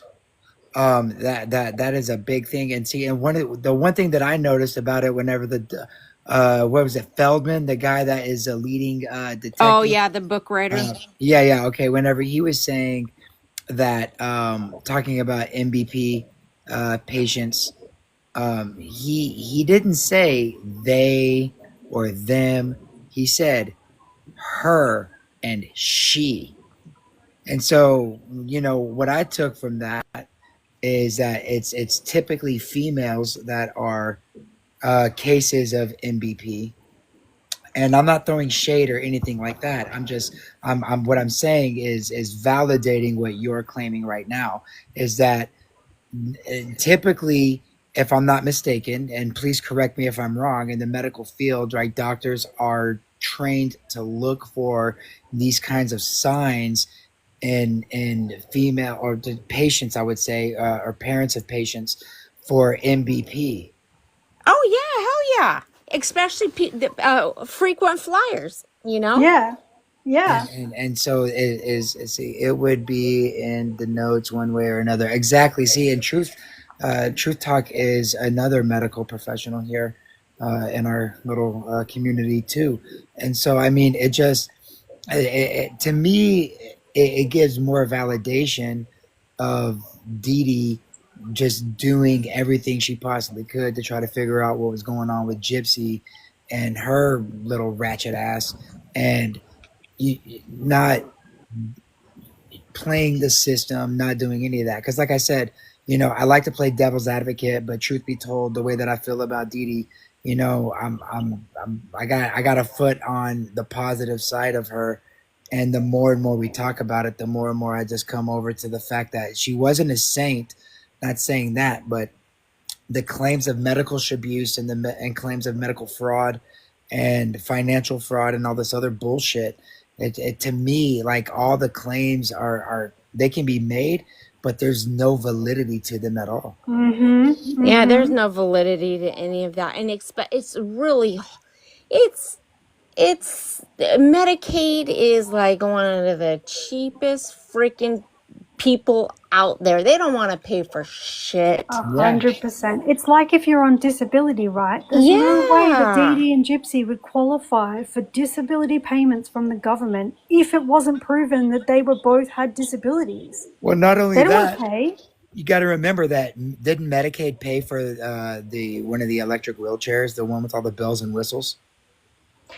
Yeah, and you know why though? They can, yeah. Because a team of doctors at Hey, Children's Sparky. Mercy sat together in a conference on Gypsy's progress, and the physiotherapist said, I think that she needs this wheelchair because it will help with this, this, and this. Yep, and the other that doctors had to concurred. have been done. Yes.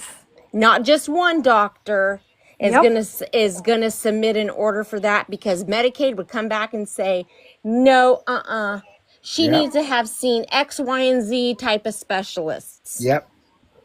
She Yep. has just everything that she has said is a story. Like, I want to talk about the just quickly, because you went over the social services visit or whatever it was, the Department of Family Services, right? Yeah. So at that time, with Gypsy's fake age or real age or whatever she was 18 plus. Now she says that they did a welfare check on her but she was too scared to tell anyone, right? No. According to the police case files, that is not the case. In Gypsy's case, those records said that it was, so the 2009 Missouri welfare check, right? Yeah, October 12th, 2009, right? Yep, right. So let's talk about what was in the case file. So in the case file, first of all, even though she was 18 or 19 on paper, her status as a disabled dependent adult would make her eligible from contact from social services. So it doesn't really matter what age she was. If she was 18, 17, 19, because she was classed as a disabled dependent adult, then that makes her eligible from social workers, right? Yeah, absolutely. Yeah. Right? So then what you've got what you said, right? So in Gypsy's case, the records and reports suggest it was a welfare or adult services welfare check, not a child investigation. So they were aware when they went there that she was an adult. They knew she Adult wasn't a Protective child. Services came. Yeah, right. It was That's the it was the first Department of verification Family that people need Services. to understand, is that Gypsy's mum wasn't pretending that Gypsy was a child and she couldn't say anything to social services. They knew she was an adult when they went there. Yeah, and it's possible that whoever called and made the complaint wasn't sure of her age, so they sent whoever they sent, Child Protective Services, and they, clarified her age, and that's when she had to show her ID that she was an adult. Isn't that what happened? Yeah, so when I look in the case book, I'm just trying to find where I found it. What the caller said. So this is what it said, because this is really interesting. So the 2009 Missouri welfare check came after an anonymous call that Always gonna be suggested anonymous. possible inconsistencies in Gypsy's situation. So it doesn't say that her mom is abusing her. It doesn't say that it has anything to do with Dee Dee. It's an anonymous call saying that there is inconsistencies with Gypsy and they're not sure what's going on. That's from an anonymous caller who's probably calling to be like, is this bitch 18? Is she 22? Like, what's going on here? Well, just to be fair, any report that you're going to get from CPS or social services on the complainor is going to be anonymous. And if it's not anonymous, it will be redacted whenever they release the report, because it is our obligation to protect the identity of the reporter. Now, depending on what state you're in and the laws thereof, it can be weaponized, and people can use that in order to just weaponize it. Here in Colorado, fortunately, that is no longer the case. Allegedly, they passed a law that you cannot weaponize those services anymore, and they do an investigation on the person that is making the claim now, as opposed to just going. Yeah, I think Texas does that too now. You can no longer anonymously report. Yeah, but I'm not concerned about the anonymous call. It's not about where it came from. It's the No, it's fact that about the the caller substance. suggested inconsistencies in Gypsy's I'm situation. wondering Becky. if I know it's she late. was caught running around town Yep. and she's, running around on her two legs, but then they see her the next day in a wheelchair. Or you know what I mean? Like Yep, that's what I'm they're saying. catching He on. was sneaking out to I'm go thinking see that somebody Dan. somebody in the called. neighborhood did it. Somebody called because the inconsistencies. They Yeah. didn't know what was going on. What's going on with this bitch? Why is she in a wheelchair and running around the neighborhood? That So doesn't that mean was it had in That's what anything to I'm do with thinking. Dee Dee. Somebody in her neighborhood. That was in when? 2012? 2009. Yeah, 2009. Okay, yeah, it was October 12th, 2009.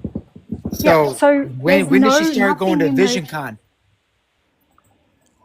I don't know, but there's nothing in that record to say. It doesn't say inconsistency with Dee I'm just Dee or saying, anything like that. It at says Vision Con, she was inconsistency getting in banged out by dudes in Gypsy's the closet. situation. It's, So And again, I bet you whoever made the call did not know how old she was. And so they were just probably concerned. Hey, this chick, we don't know how old she is. She was going to Vision Con. Look, she was 18 when she was going to Vision Con. Oh, These yeah, people, yeah, hold yeah, on, of listen. course. This bitch was 18 when she was going to Vision Con. They came in 2009. She was what, 19 then? Maybe it's because people saw inconsistencies in Gypsy at Vision Con. I'm just throwing They it could out have did there. it, yeah. I'm just throwing it out there. Yeah, that's a huge possibility. and even Especially in if she that, was caught in the room with the man. Yeah. and even in the interview that they did with David Blanchard, like in the newspaper or magazine or whatever it was, when they did that interview with him, it was very clear that he was not pointing a finger at just Dee Dee. He was questioning why a 23-year-old woman was acting as a child, coming over to his house, scooting around on her bike. He was like, I want to know what's going on here because I'm peed Well, off. And he did not say I'm on the fence anything about about that, Dee Dee Pony. doing it. I'm on the fence about his motive on that because, in my opinion, Dan was, a PDF. And No, David, oh, the David. neighbor. I'm sorry. I get those guys so mixed up. I apologize. That's my mistake.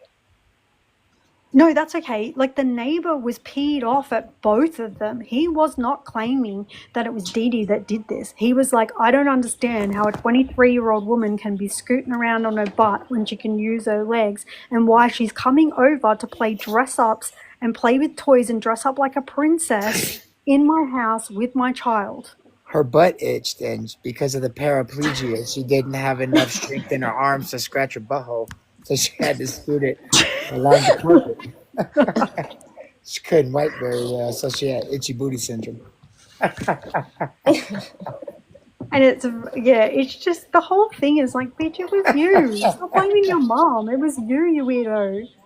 And I don't think that people really just press her on this. If there was fraud, bitch, the minute you got out of prison, you would have sued the shit out of these providers. She would have done it in prison. There was everybody that's they been would to have jail been working on knows, that shit. and I guarantee Crusty Christie you would have. I guarantee you that Prison Princess will co-sign this right here.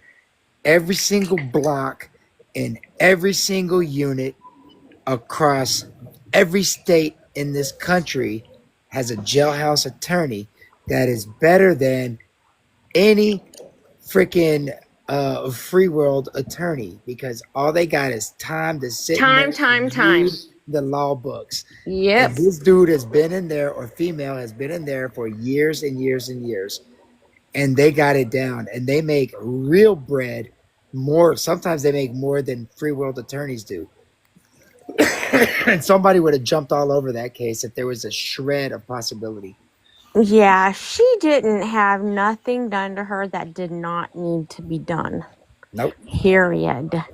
And it's very interesting to me that when they did the digital forensics at their house, right, they seized Gypsy's laptop and they seized a computer.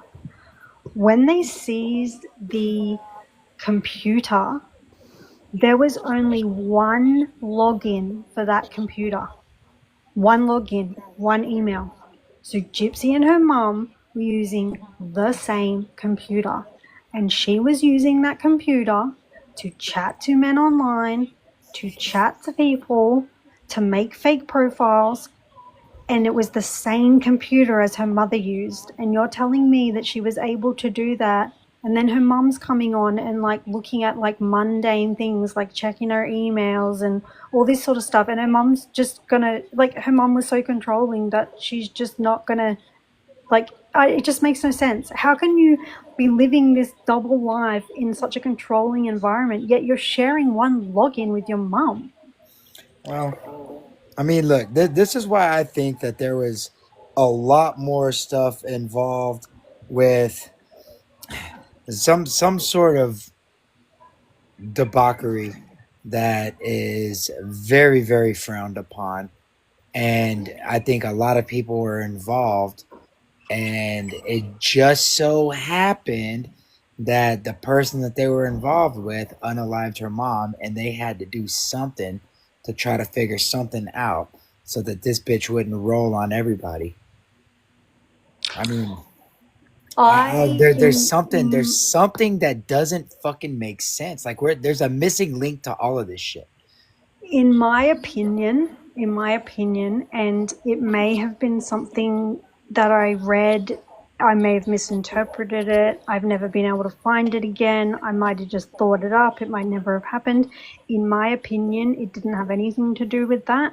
In my opinion, it came down to the fraud. And I believe that if there was fraud going on with charities, and That's what I'm thinking. this is what I saw, or what I think I saw, and I can't find it, so maybe I made it up in my head. However, I am sure that there was a story going around that Mike Stanfield or Dan Patterson, I think, and a few, bigwigs in Missouri were trying to establish a charity. So they were getting people, like rich people, they were forming something to get everybody to donate, and they were trying to set up this business or this charity, right? My understanding is that when Gypsy was outed for the fraud, the very charities that she was defrauding were linked to Dan Patterson and these people who were trying to establish a charity. It doesn't mean that he was involved. However, when he's trying to get donors for a legitimate charity, and it turns out that there is a girl who he doesn't want to be implicated in any of that because he needs donors. So my understanding was that they swept the fraud charges under the rug and maybe gave her a plea deal. I can't really go that far because they needed the fraud to not be outed because they had business interests in it not being outed. That is what I saw or heard at one point in time. And That's a and that's all alleged. That's all alleged. Entertainment purposes only, educational purposes as well. And I think that is a really good place to leave off for tonight and pick up possibly tomorrow evening or something like that, because we got play dates with the girls tomorrow and stuff. But yeah, it's pretty late, and Rose is about ready to sign off. I'm falling asleep again. Yeah, she about to fall asleep again. Yeah, you better stay in the house. You better get your goats in order tomorrow. I want to see one. Yeah. Okay. Oh, heck yeah. Let's show y'all my baby. Yeah, I want to see the goats. Okay. Yeah. I think this is a good place to leave off with that, because I like I said, there has to be some sort of missing link that we're just not seeing. That the reason why Mike Stanfield requested to be Gypsy's attorney, like yeah, that's wild. You know what I mean? The way that she got this plea deal, like something is not. It was all too quick. Yeah. And I mean I think that is a great analysis and observation there, Pony. I really, really like that, and I would really like to discuss that a lot further, because my thought was something to do with this, daddy daughter crazy, nasty, weird shit that she's into that is linked to Vision Con and the men that she was involved with there, and possibly some of them being related to the individuals that had to do with this plea deal and Stanfield and shit like that. But I really, really like that angle because to me that seems a little bit more plausible than all these people just being involved in that kind of shit. So I would like to pick up on that as well too. Okay, you guys. Good night. Talk to you mañana. Okay, Mañana. Krista, thank you so much for your expertise, Krista. That Thank was you, so everybody. Thank freaking you so awesome. much, Krista. That was awesome. Yeah. No that was worries. Have a freaking- good night, y'all. Good night, Yes, my thank wonderful you. chat. Thank you, Bye, guys. Krista, Yeah, hey, Pony, Thank you Chewy. guys so much. Thank all of you. Becky, Truth Talk, y'all just fucking awesome, man. Thank y'all so much. And y'all have a great night. Jessica, you have a great night. Great day, Pony. Yeah. Oh, and what? Freaking Cherish too. You're in London. Cherish. Great Yeah, day, great Cherish. day. All right, guys. Thank y'all. Y'all have Have a a great night. gay-o day.